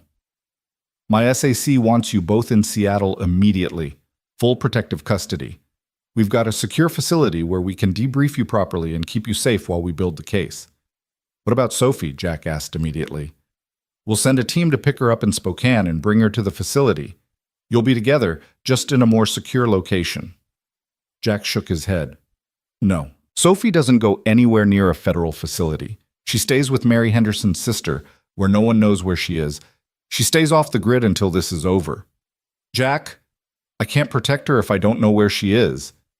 You can't protect her if Helix has people inside federal law enforcement either, Jack shot back. We don't know how deep their reach goes. For all we know, they've got agents on their payroll or informants who can track movement in and out of FBI facilities. Sophie stays hidden. That's not negotiable. Chen looked like he wanted to argue, but Tom Morrison spoke up. Jack's right. Keeping the kid off the radar is smart. If this goes sideways, if somehow Helix figures out where Emily is being held, they might try to use Sophie as leverage. Better if even we don't know exactly where she is. Fine, Chen conceded. But Jack, if you're going to stay with Emily as her, what, bodyguard? Witness? Then you need to follow our protocols. No going rogue, no making decisions without consulting with the protective detail. We do this by the book. Your book hasn't exactly kept people safe so far, Jack pointed out. Emily was almost killed twice. which is why we're taking this seriously now. Seattle field office is pulling out all the stops. We're raiding Helix's headquarters tomorrow morning at dawn. Every computer, every file cabinet, every piece of paper in that building is getting seized. We're freezing their bank accounts, interviewing their employees, tracking down everyone who had knowledge of this fraud. This is going to be the biggest pharmaceutical investigation since... Chen's phone rang, cutting him off. He answered it, listened for a moment, and his face went pale. When? Are you sure? Okay. Okay, I'm on my way. He hung up and looked at everyone in the room. That was my tech team in Seattle. Helix Biosynthetics just issued a press release. They're claiming Emily Graves is a disgruntled former employee who was terminated for cause 3 weeks ago after being caught stealing proprietary data. They're saying she's fabricated these allegations as revenge, and that they're prepared to provide documentation proving she's been mentally unstable for months. Emily's face went white. That's a lie. I was never terminated. I walked away to protect myself. I know, Chen said grimly, but they've got their narrative locked and loaded. They were ready for this, which means they anticipated you might go public and had their counterattack prepared in advance. Of course they did, Jack said bitterly. This is what corporations do. Attack the whistleblower's credibility before anyone can examine the actual evidence. Diana was already typing furiously on her laptop. They're fast, very fast. The press release went out 30 seconds after your press conference ended. They had people watching, waiting to respond immediately. Jack's right. This was pre-planned. They have a whole crisis management strategy mapped out. Then we hit them harder, Emily said, her voice steady despite her pale face. We released the documentation, all of it, not just summaries or excerpts, the full files. Let the public see exactly what Helix was doing. Emily, we need to be strategic, Chen cautioned. If we dump everything at once, we lose control of the narrative. Better to release information gradually, keep the story in the news cycle longer. There's no time for strategy, Emily interrupted. Don't you see? They're already ahead of us. While we're planning the perfect information campaign, they're spending millions on lawyers and PR firms to bury the truth. We need to overwhelm them. We need to flood the zone with so much documentation that their spin doctors can't keep up. Jack found himself nodding. She's right. This isn't a chess match where we carefully plan 5 moves ahead. This is a street fight. You hit hard, you hit fast, and you don't give your opponent time to recover. Chen looked at Tom Morrison, who shrugged. They've gotten this far by trusting their instincts. Maybe we should listen. Fine, Chen said after a long moment. Fine. Diana, work with Emily to prepare a data dump. Everything that's not going to compromise ongoing investigative techniques. We'll release it through a dedicated website and push it to every major news organization simultaneously. But Emily, once we do this, there's no walking it back. Every document you release becomes public record. Defense attorneys will tear through it looking for inconsistencies. Are you sure your evidence is solid? It's solid, Emily said without hesitation. I've been a data analyst for 12 years. I know how to document findings. Everything I collected is time-stamped, cross-referenced, and backed up with multiple sources. Let them tear through it. They'll only prove I'm right. Over the next several hours, Tom Morrison's small-town sheriff's office became the nerve center of what would later be called one of the most significant corporate whistleblower cases in American history. Diana and Emily worked at Tom's computer, organizing thousands of pages of documentation into a coherent, searchable database. Chen coordinated with his Seattle team, preparing for the dawn raid on Helix headquarters. Tom and his deputies maintained security, though everyone in the building knew that if Helix sent a serious force, 3 small-town cops wouldn't be able to hold them off. Jack found himself in the strange position of being simultaneously essential and useless. He couldn't help with the technical work, didn't have law enforcement authority, and wasn't trained for protective detail. But every time Emily started to look overwhelmed, every time her hands started shaking again, she'd look over at him and he'd nod reassuringly. Just being there mattered, being a steady presence in the chaos. Around 7 p.m., Tom's secretary brought in pizza from the local shop. They ate mechanically, fuel rather than enjoyment, while cable news played on the television mounted in the corner of Tom's office. Every channel was covering the story. CNN had brought in a pharmaceutical industry expert who was examining the limited documentation Emily had released during the press conference. Fox News was running a split screen, Emily's press conference on one side, Helix Biosynthetics CEO giving an emergency statement on the other. MSNBC was already calling it potentially the biggest pharmaceutical fraud since Purdue Pharma and OxyContin. The CEO of Helix, a silver-haired man named Gregory Hartman, spoke with the practiced ease of someone who'd spent decades managing crises. Ms. Graves was a valued employee until her behavior became increasingly erratic. We have documentation showing she was receiving mental health treatment and was ultimately terminated after violating multiple company policies. These allegations are nothing more than the vindictive fantasies of a disturbed individual seeking attention. Jack felt Emily flinch beside him. I was never in treatment. I never violated any policies. He's just making things up. That's what he does, Diana said, not looking up from her laptop. He's trying to plant doubt, but once we release the full documentation, his lies will fall apart. People can claim you're mentally unstable all they want, but they can't fake 47 death certificates and hundreds of internal company memos. The news coverage shifted to aerial footage of Jack's cabin, or what was left of it. Just a smoking foundation and scorched trees. The local fire chief was giving a statement about the explosion, carefully avoiding any mention of deliberate destruction while his body language screamed arson. That was your home, Emily said softly, staring at the screen. God, Jack, your whole life was in that cabin. Things, Jack said, though his chest felt tight. Just things. I've got photos of Sophie backed up online. Everything else can be replaced. Can it? Can you really replace 12 years of memories? The place where you raised your daughter? Jack thought about that. About Sophie's growth chart marked on the kitchen door frame, showing how she'd grown from a chubby toddler to a gangly 7-year-old.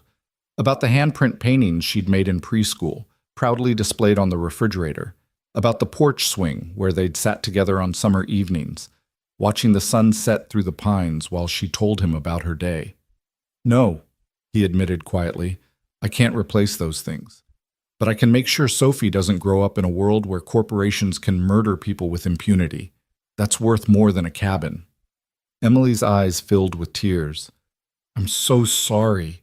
I'm so sorry for dragging you into this. You didn't drag me anywhere. I walked in with my eyes open. Jack reached over and squeezed her hand.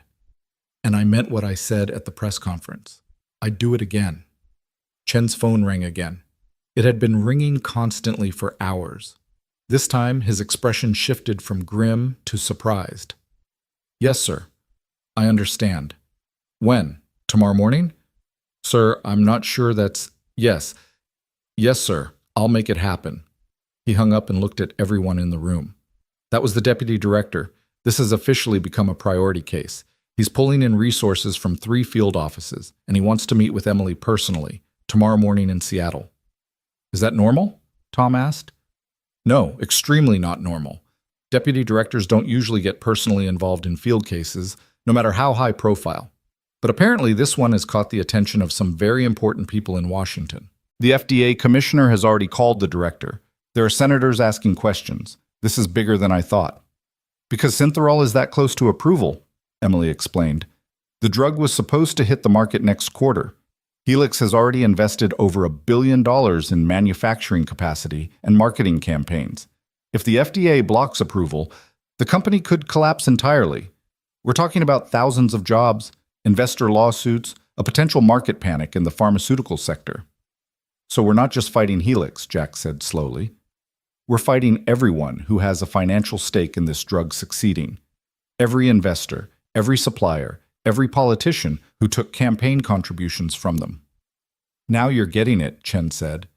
This isn't just a criminal case. It's political, economic, and social all at once, which is why we need to be extremely careful from here on out. Emily, the deputy director wants you in protective custody tonight. We've got a safe house in Seattle, high security, limited access. Jack can come with you if you want, but it means leaving town now. Emily looked at Jack, uncertainty written across her face. What do you think? I think we don't have much choice.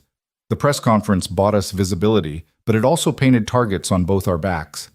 If we're going to finish this, we need to be somewhere defensible. Then let's go, Emily said. Let's end this. The drive to Seattle took 3 hours, though it felt like 10. They traveled in a convoy, Chen's sedan in front, a protective detail SUV behind them, and Tom Morrison following in his patrol car because he'd be damned if he was going to let his witness get snatched on the way to federal custody.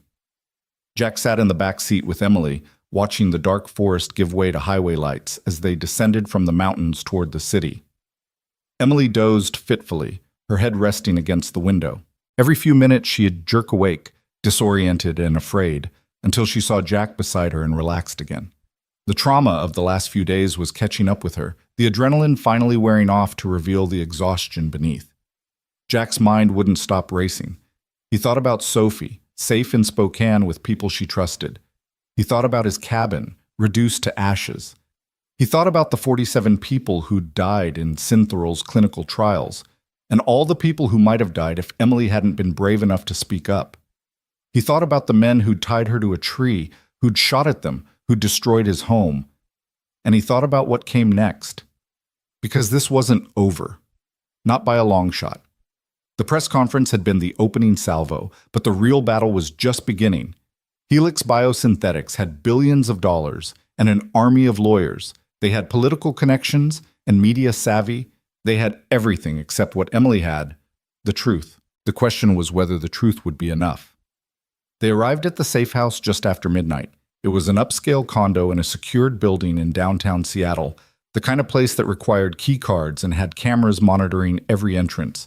Chen led them through a series of security checkpoints while the protective detail swept the unit to ensure it was clean.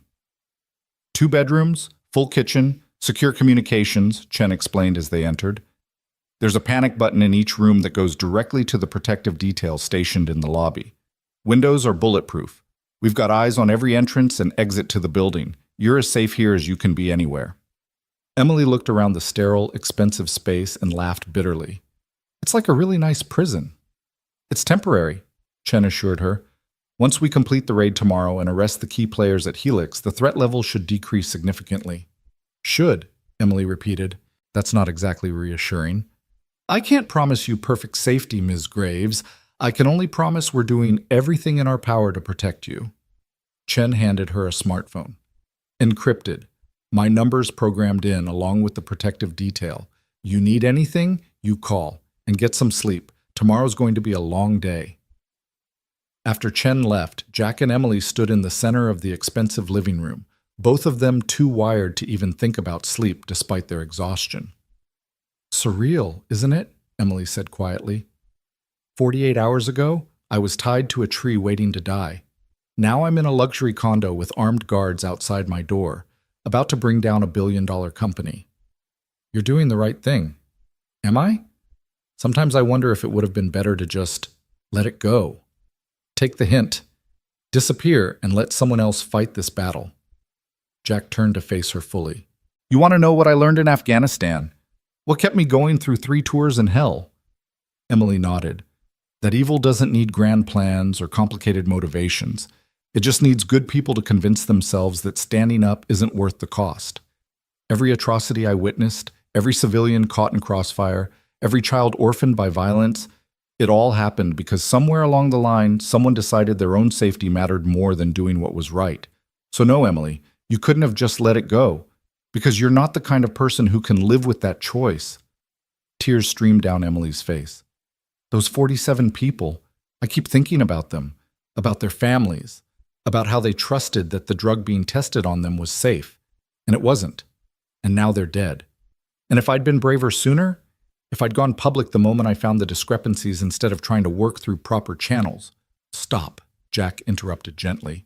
You can't torture yourself with what-ifs. You did what you thought was right at every step. You tried to report it internally. You documented everything. You made copies before they could destroy the evidence. You did everything a reasonable person could do. But people died while I was being reasonable. And more people would have died if you'd done nothing at all. You can't save everyone, Emily. You can only save the ones you can save. And because of you, thousands of people won't take a drug that could kill them. That has to count for something. Emily wiped her eyes. How did you get so wise? I'm not wise. I'm just old enough to have made enough mistakes to learn from them. Jack looked around the condo. You should try to get some sleep. I'll take the couch out here. No, Jack, please. I know it's stupid and irrational, but I don't want to be alone. Can you just... Can you stay in the same room? You can have the bed. I'll take the couch or the floor or whatever. I just need to know someone's there. Jack understood. After trauma, after violence, after having your sense of safety stripped away, sometimes you just needed another human presence, someone to remind you that you weren't alone in the dark. I'll take the couch in the bedroom, he offered. You take the bed. We'll leave the door open so you can see the living room. If you need anything, just call out. Emily nodded gratefully. They prepared for bed in exhausted silence, both of them too tired to do more than wash their faces and change into the spare clothes that had been left in the condo. Jack settled onto the bedroom couch with a blanket while Emily climbed into the bed, still fully dressed except for her shoes. "Jack?" she said into the darkness. "Yeah?" "Thank you for everything, for saving me, for believing me, for standing with me when you had every reason to walk away." "You don't have to thank me." "I do. Because most people would have walked away. Most people would have decided I wasn't worth the cost. But you didn't. And I need you to know that whatever happens tomorrow, whatever comes next, you changed my life. You gave me my life back." Jack didn't know what to say to that. So he just said, "Get some sleep, Emily. We've got a war to win tomorrow." She laughed softly in the darkness. "A war?" "Yeah, I guess that's what this is." Within minutes, her breathing had evened out into sleep. Jack lay on the couch, staring at the ceiling, listening to the city sounds filtering through the bulletproof windows. Somewhere out there, in a gleaming corporate tower, executives at Helix Biosynthetics were probably having emergency meetings, strategizing how to destroy Emily's credibility and bury the evidence she'd collected. Somewhere, lawyers were drafting motions and countersuits. Somewhere, the people who'd tried to kill Emily were regrouping, planning their next move. But here, in this moment, in this secure condo with federal agents standing watch, they were safe. Emily was alive. The truth was out in the world, spreading like wildfire through news reports and social media. And tomorrow, when the FBI raided Helix headquarters, when they seized all those carefully hidden documents and interviewed all those complicit employees, the truth would become impossible to deny. Jack thought about Sophie, probably asleep now in Spokane, safe and unaware of how much her father's life had changed in the past 2 days. He hoped she'd understand someday, hoped she'd be proud that when her father had found someone in trouble, he'd chosen to help rather than look away. His phone buzzed softly. A text from Tom Morrison. "Made it back to the station. Whole town's talking. You're either a hero or an idiot, depending on who you ask. My money's on hero. Stay safe, Jack." Jack smiled and typed back, "Thanks for everything, Tom. Keep an eye on things up there. This isn't over yet." Tom's response came immediately. "I know, that's what worries me. Watch your six." Jack set the phone aside and closed his eyes. Sleep came eventually, fitful and filled with dreams of burning cabins and faceless men in dark suits. But even in his dreams, he stood his ground. Even in his dreams, he didn't walk away. Because some things were worth fighting for. Some people were worth protecting. And some truths were too important to stay buried no matter the cost. Tomorrow, the real battle would begin. But tonight, for just a few hours, they could rest. They could breathe. They could remember what it felt like to be safe. And in the morning, they would fight. Dawn broke over Seattle with the kind of gray, misty light that made the city feel like it existed in a perpetual state of half-waking. Jack had been up for an hour already, standing at the bulletproof window with a cup of coffee, watching the streets below slowly come to life. Somewhere across the city, FBI agents were preparing to raid Helix Biosynthetics. Somewhere, lawyers were drafting emergency injunctions. Somewhere, the machinery of justice was grinding into motion. Emily emerged from the bedroom looking more rested than she had in days, though the shadows under her eyes told their own story. She'd changed into fresh clothes from the selection that had been provided, dark jeans and a simple gray sweater that made her look both professional and approachable. "Morning," she said softly, joining him at the window. "How long have you been up?" "A while. Couldn't sleep." Jack handed her his coffee cup. "Made a fresh pot in the kitchen." Emily took a sip and made a face. "You make terrible coffee." "Sophie tells me the same thing at least twice a week." The mention of his daughter made Jack's chest tighten. He pulled out his phone and checked for messages. Nothing new from Mary Henderson, which was probably good. It meant Sophie was safe and settled and not asking too many questions about why Daddy hadn't come to get her yet. "You miss her," Emily observed. "Every second, but this is the right call, keeping her away from all this. When this is over, when it's safe, you'll make sure she knows how brave her father was, right? You'll make sure she understands." Jack turned to look at Emily. "When this is over, I'm going to take Sophie camping in the mountains for a week. We're going to roast marshmallows and tell stupid stories and not think about any of this for a while.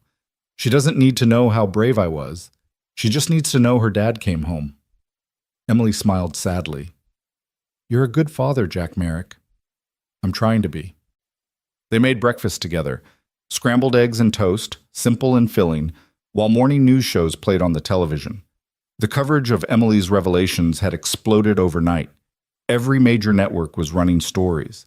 Medical experts were being interviewed about the implications of falsified clinical trial data. Former FDA officials were calling for immediate investigations. Stock analysts were predicting Helix Biosynthetics' market value would plummet when the markets opened. And at the center of it all was Emily's face, frozen in that moment during the press conference when she'd said 47 people died. That image had become iconic overnight, shared millions of times across social media with hashtags like Justice for Synthorol Victims and Big Pharma Kills. "It's working," Emily said, watching herself on television. "People are listening. They're angry." "Good. Anger is useful. Anger makes people demand accountability." Jack's phone buzzed with an incoming call from Agent Chen. He put it on speaker. "Chen, what's the status?" "We're moving on Helix in 30 minutes. I've got teams positioned at their headquarters, their manufacturing facility in Tacoma, and the homes of their 3 top executives. Simultaneous raids across all locations. By 8 a.m., we'll have everything. Computers, files, financial records, the works." "What about pushback? Legal challenges?" "Already happening. Their lawyers filed an emergency motion last night trying to block us, but the judge denied it. We've got solid probable cause thanks to Emily's documentation. The warrant is airtight." Emily leaned closer to the phone. "Agent Chen, what happens to the employees, the regular people who work there and didn't know about the fraud?" "They'll be interviewed. Most will be cleared. We're looking for the decision makers, the people who knew what was happening and chose to hide it. Scientists who falsified data, executives who ordered the cover-up, compliance officers who looked the other way. Those are the people who'll face charges." "How many are we talking about?" Chen paused. "Honestly, could be anywhere from 5 to 50 people. Maybe more. This kind of systematic fraud doesn't happen without a lot of people being complicit, either actively or through willful ignorance." Jack thought about that. 50 people whose lives would be destroyed, careers ended, reputations ruined, potentially decades in prison. And yet those 50 people had participated in decisions that killed 47 others and would have killed thousands more if Emily hadn't spoken up. The math was simple and brutal. "Do what you need to do," Emily said quietly. "I'll testify against every single one of them if that's what it takes." "We're counting on that. Speaking of which, the deputy director wants to meet with you this afternoon, 2 p.m. at the Seattle field office. Can you be there?" "We'll be there," Jack confirmed. After Chen hung up, Emily turned to Jack with worry etched across her face. "The deputy director? That's high up the chain. Why would he want to meet with me personally?" "Because you're the star witness in what's about to become one of the biggest corporate fraud cases in history. Because your testimony is going to make or break this prosecution.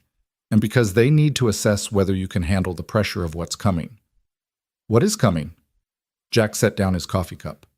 "Months of depositions, grand jury testimony, eventually a trial that'll be televised on every network, defense attorneys who will try to tear you apart on the stand, media scrutiny of every aspect of your life. Emily, this is going to get uglier before it gets better. You need to be prepared for that." "I know. I've been thinking about nothing else all night, about what happens when they start digging into my past, looking for anything they can use to discredit me. And the thing is, Jack, I'm not perfect. I made mistakes at Helix. I dated a coworker once, and it ended badly. I had a DUI when I was 23. I've been in therapy on and off for anxiety. All of that is going to come out, and they're going to use it to paint me as unstable or vindictive or incompetent. Probably, Jack agreed. But here's what they can't change: the documentation, the death certificates, the internal memos, the financial records showing Helix knew about the problems and hid them anyway. Your personal history might muddy the waters, but it can't change the facts. And juries understand that whistleblowers aren't perfect people. They're just people who found the courage to speak up. Emily nodded, but Jack could see the fear still there. This wasn't the immediate, visceral terror of being tied to a tree or shot at. This was the long, grinding anxiety of knowing you'd volunteered for public crucifixion and there was no backing out. The morning crept by in tense waiting. They watched the news coverage, watched as reporters staked out Helix headquarters waiting for the raid. At exactly 8 a.m., federal agents and FBI windbreakers swarmed the building. Employees were evacuated while agents carrying boxes of evidence streamed out like worker ants. The CEO, Gregory Hartman, was led out in handcuffs, a perp walk clearly designed to send a message. This wasn't a white-collar investigation that would end in quiet settlements. This was serious. Emily watched Hartman being loaded into a federal vehicle, her expression unreadable. I used to see him in the cafeteria sometimes. He'd stop and chat with employees, ask about their kids, act like he cared, and the whole time he knew. He knew people were dying. People are good at compartmentalizing, Jack said. They tell themselves stories to justify what they do. He probably convinced himself it was worth it, that the potential benefits of Synthorol outweighed the costs, that the deaths were acceptable losses in service of a greater good. That's how it always works, isn't it? The people who do the most damage are the ones who believe they're actually heroes. Jack didn't have an answer for that.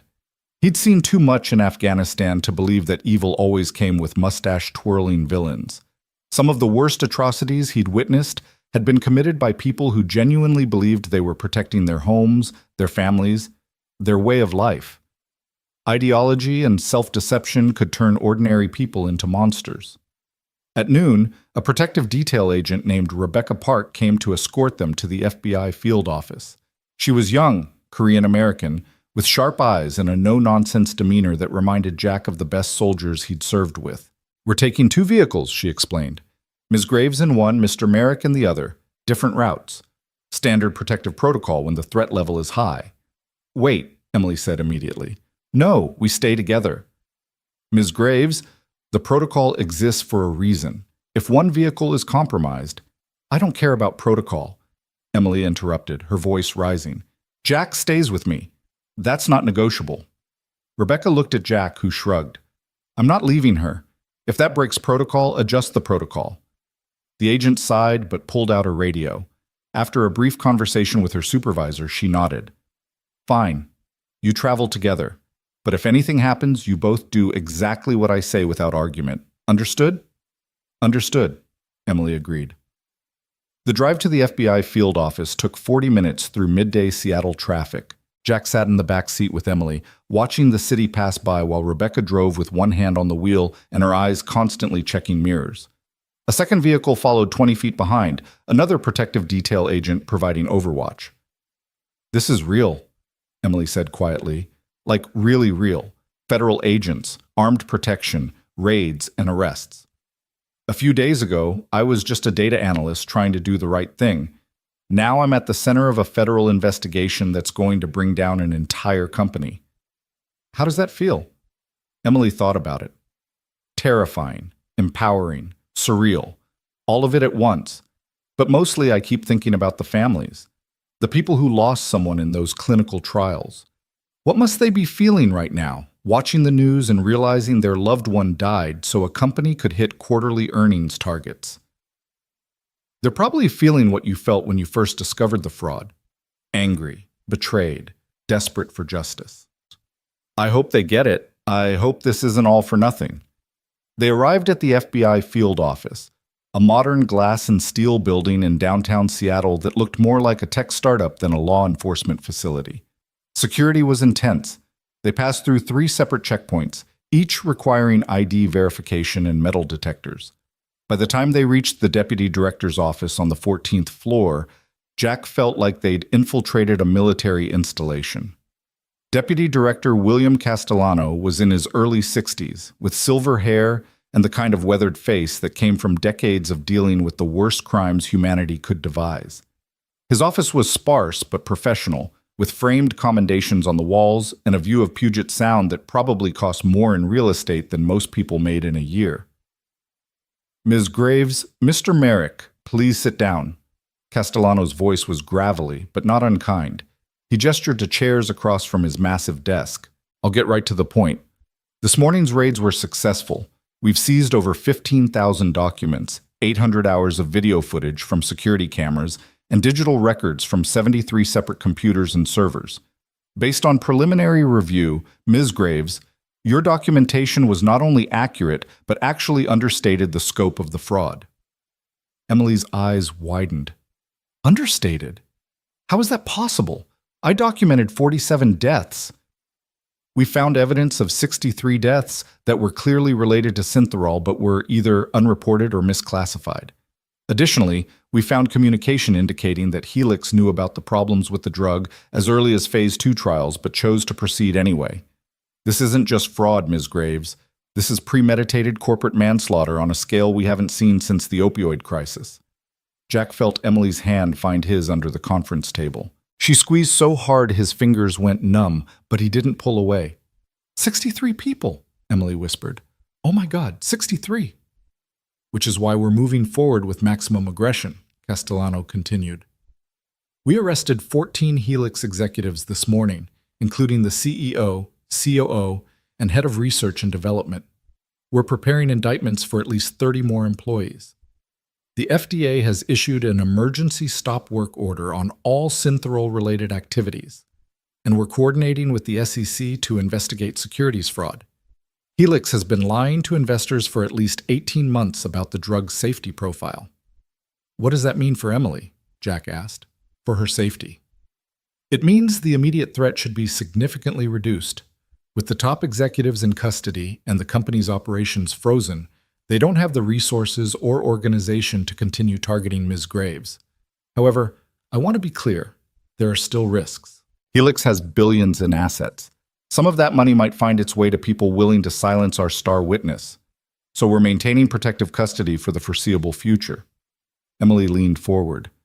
How long is foreseeable? Minimum of 3 months. Potentially longer depending on how the investigation develops and when we get to trial. I know that's not what you want to hear, but Ms. Graves, your testimony is the linchpin of this entire case. Without you, we have documents that could be challenged as stolen or fabricated. With you, we have a credible witness who can explain the evidence, contextualize it, and connect the dots for a jury. You're irreplaceable. What about my life, my job, my family? Your job is gone. Helix terminated you, remember? Castellano's expression softened slightly. Your family can visit you in protective custody under supervision. As for your life, that's complicated. When this goes to trial, assuming it goes to trial and doesn't end in plea deals, you'll be testifying in open court. Your face will be on every news channel again. After that, rebuilding any sense of normalcy will be difficult. Witness protection? Emily asked, her voice small. That's an option we can discuss. New identity, relocation, the full program. But Ms. Graves, I have to be honest with you. People who enter witness protection give up everything. Their names, their history, their connections to everyone they've ever known. It's not a decision to make lightly. Emily sat back in her chair, looking dazed. So my choices are to live in hiding for the rest of my life, or live in fear for the rest of my life. Those are my options for doing the right thing. I wish I could tell you different, Castellano said. But this is the reality of being a whistleblower in a case of this magnitude. The people you're exposing don't just lose money or reputation. They lose everything, and some of them will never forgive you for that, no matter how justified your actions were. Jack spoke up. What about the families, the people who lost loved ones in the trials? Will they get justice? They'll get the opportunity for justice, which is the best we can offer. We're reaching out to the families now, informing them that their loved ones' deaths are part of a federal investigation. Many of them will likely file civil suits against Helix for wrongful death. Between the criminal prosecutions and the civil litigation, Helix Biosynthetics will probably cease to exist within a year. Good, Emily said firmly. They deserve to cease existing. Castellano nodded approvingly. I'm glad you feel that way, Ms. Graves, because we're going to need that anger in the months ahead. Defense attorneys are going to try to break you. They're going to attack your character, your motives, your mental state.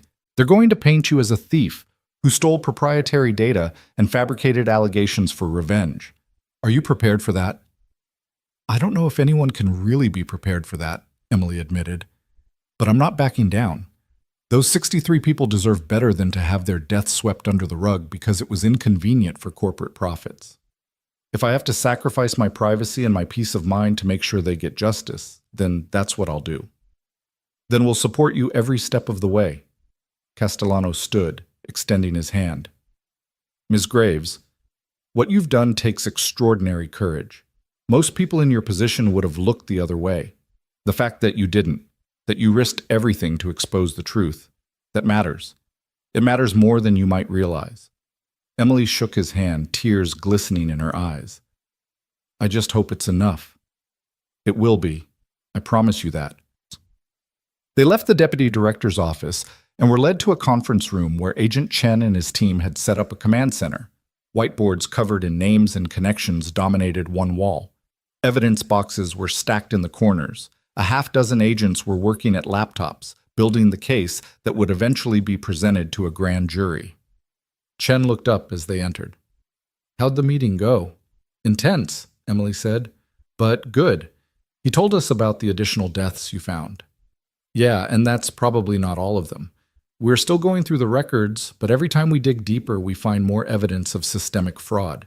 This company was rotten from the top down. Chen gestured to a chair. We need to get your formal statement, Emily. Everything from when you first noticed the discrepancies to this morning. Every detail, no matter how small. The interview took 6 hours. 2 agents asked questions while a stenographer recorded every word. Emily walked them through her discovery of the data irregularities, her attempts to report the problems internally, the escalating threats, and finally, her decision to flee. She explained the technical aspects of how clinical trial data could be manipulated, provided names of everyone at Helix who would have had knowledge of the fraud, and authenticated document after document from her encrypted files. Jack sat in the corner, ostensibly there for moral support, but really just witnessing the slow, methodical process of building a federal case. This was nothing like the movies made it seem. There were no dramatic revelations or shocking twists, just hour after hour of careful, detailed testimony that established a timeline, created a narrative, and built an unassailable foundation of evidence.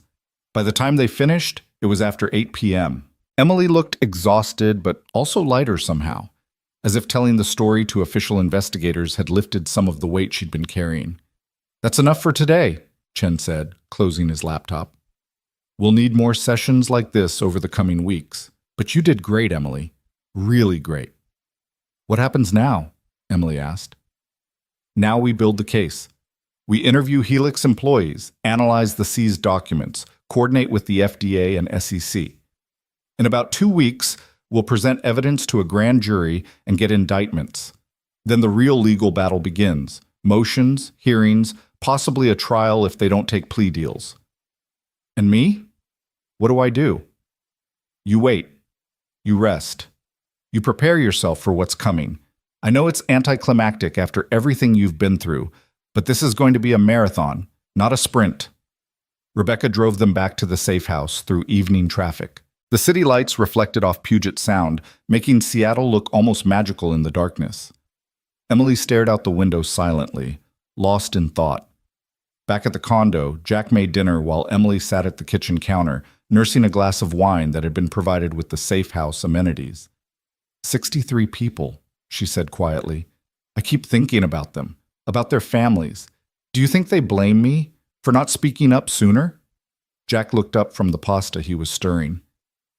I think they're grateful someone finally did speak up. Emily, you can torture yourself with should-haves and what-ifs, but it won't change anything. You did what you could when you could. That's all anyone can ask. Is it enough, though? Will justice for 63 dead people really make up for the fact that they're dead? No, nothing can make up for that, but it might prevent 63 more deaths, or 600, or 6,000. and that has to mean something. Emily took a long sip of wine. When this is over, if it's ever really over, I don't know what I'm going to do. I can't go back to pharmaceutical research. I can't trust that industry anymore, but it's all I know. It's been my entire career. Then you'll figure out something new. People reinvent themselves all the time. Have you reinvented yourself? Jack thought about that.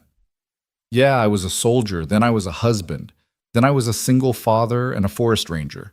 Each time felt impossible at first, but humans are adaptable. We figure things out because we have to. What about after this? After the trial and everything? What will you do?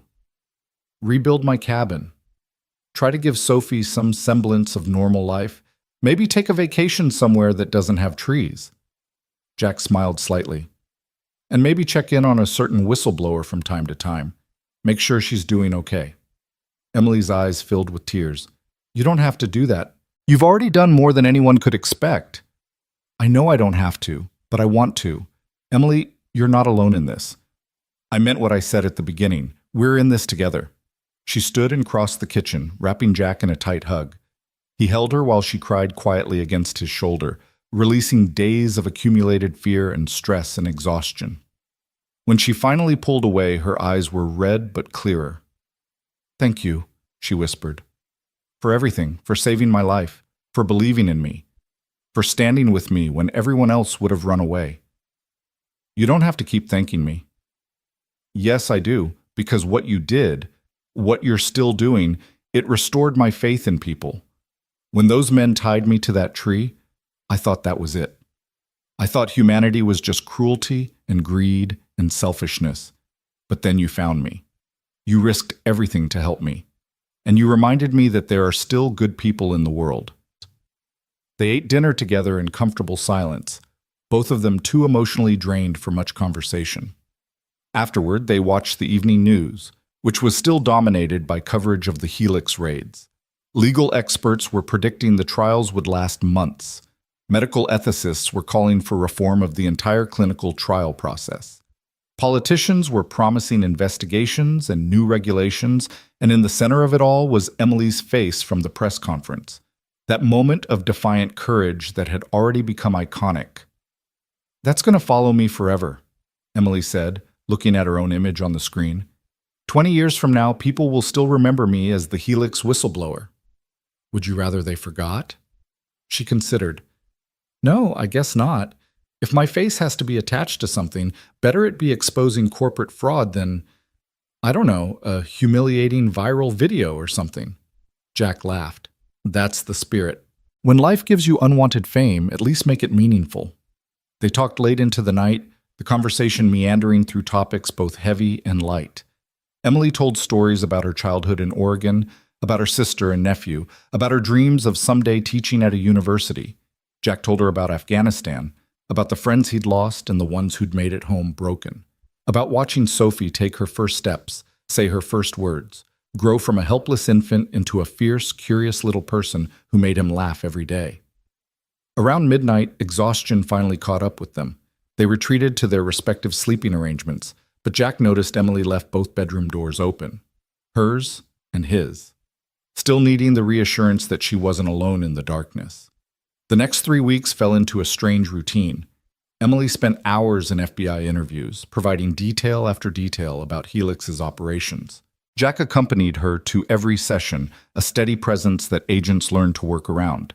In the evenings, they'd return to the safe house and try to create some semblance of normalcy, cooking meals, watching movies, talking about everything except the case. Sophie called every few days, and those conversations were both the best and worst parts of Jack's week. She missed him terribly, but was having fun in Spokane with Mary Henderson's granddaughter. She didn't understand why Daddy couldn't come get her yet, why she couldn't go back to school, why everything had changed. Jack did his best to explain without scaring her, telling her that Daddy was helping a friend and needed to stay in Seattle for a little while longer. Will you be home for my birthday? Sophie asked during one call. Her 8th birthday was 6 weeks away. I'll do everything I can to be there, sweetheart, Jack promised, though he had no idea if he could keep that promise. Daddy, I saw you on TV. Mrs. Henderson tried to turn it off, but I saw you. You were at that place with the cameras and everyone was asking questions. Are you famous now? Jack smiled despite the ache in his chest.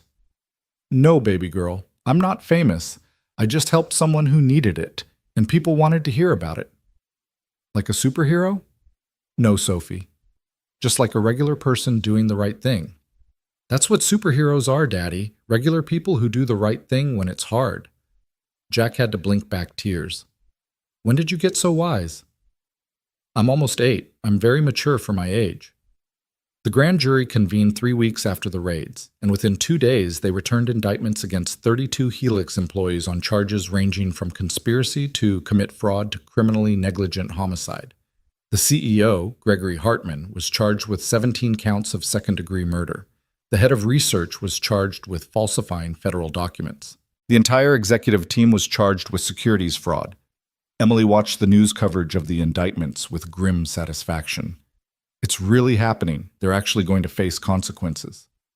Did you doubt it? Jack asked. Part of me did. Part of me kept waiting for some loophole, some technicality that would let them walk away. Rich people always seem to find a way to escape accountability. Not this time. The evidence is too strong, the public outcry too loud. These people are going down, Emily. You made sure of that. 2 days after the indictments, Emily received a letter. It came through the FBI, forwarded from her old address, and had been opened and screened for threats before being delivered to her. The return address said Margaret Chen, Seattle, WA. Emily stared at the envelope for a long time before opening it. What is it? Jack asked. I don't know anyone named Margaret Chen. Emily carefully extracted a single handwritten page. As she read, her face crumpled. Oh God, oh my God. Emily, what's wrong? She handed him the letter with shaking hands. Jack read, Dear Ms. Graves, my name is Margaret Chen. You don't know me, but my husband Daniel was participant 7743 in the Synthorol clinical trial. He died 8 months ago from what the doctors called sudden cardiac arrest. He was only 46 years old, healthy except for the chronic back pain that led him to volunteer for the trial.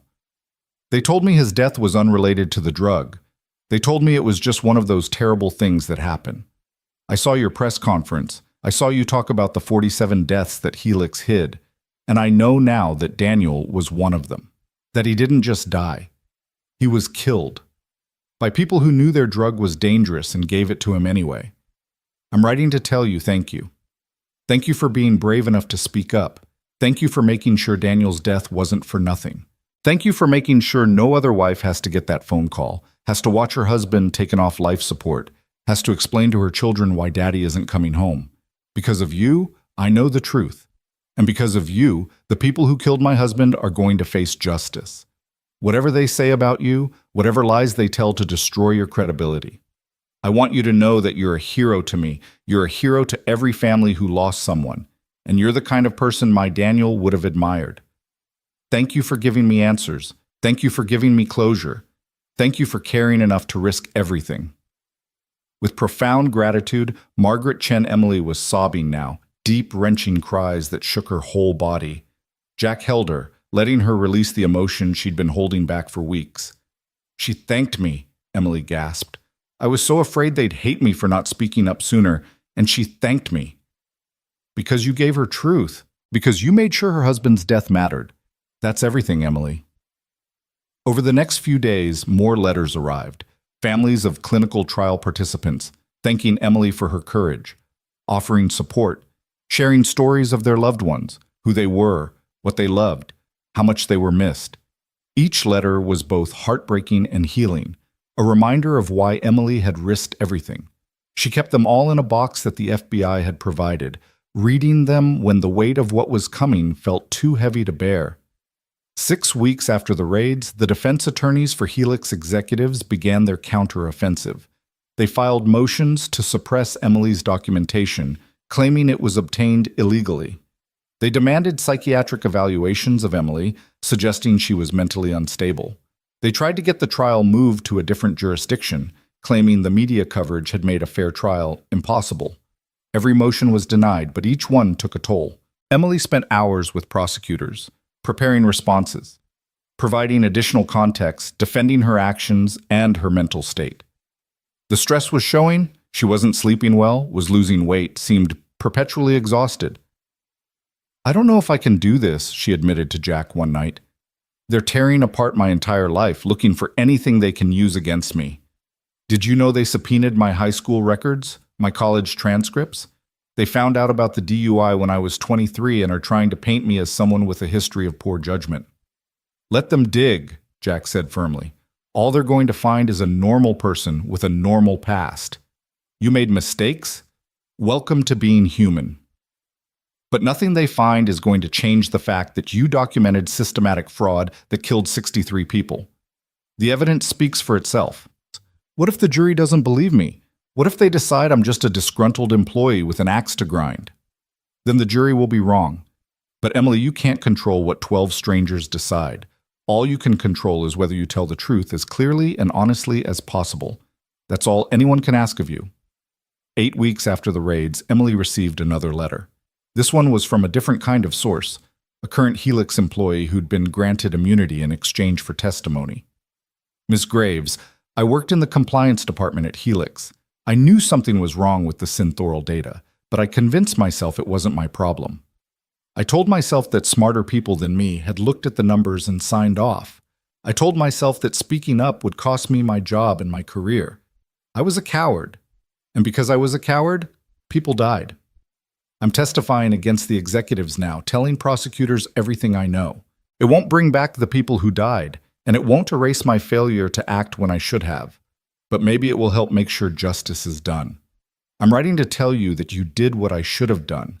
You were brave when I was weak. You risked everything while I hid behind my paycheck and my mortgage and my fear of making waves. Thank you for being better than me.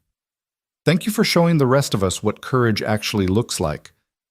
I hope someday I can forgive myself for my cowardice, but I'll never forget your bravery. Emily read the letter twice, then set it carefully in the box with all the others. He called himself a coward, she said softly. But he's testifying now. He's doing the right thing now. Doesn't that count for something? It counts for a lot, Jack agreed. Courage isn't about never being afraid or never making mistakes. It's about doing the right thing even after you've failed before. This person is choosing to be brave now. That matters.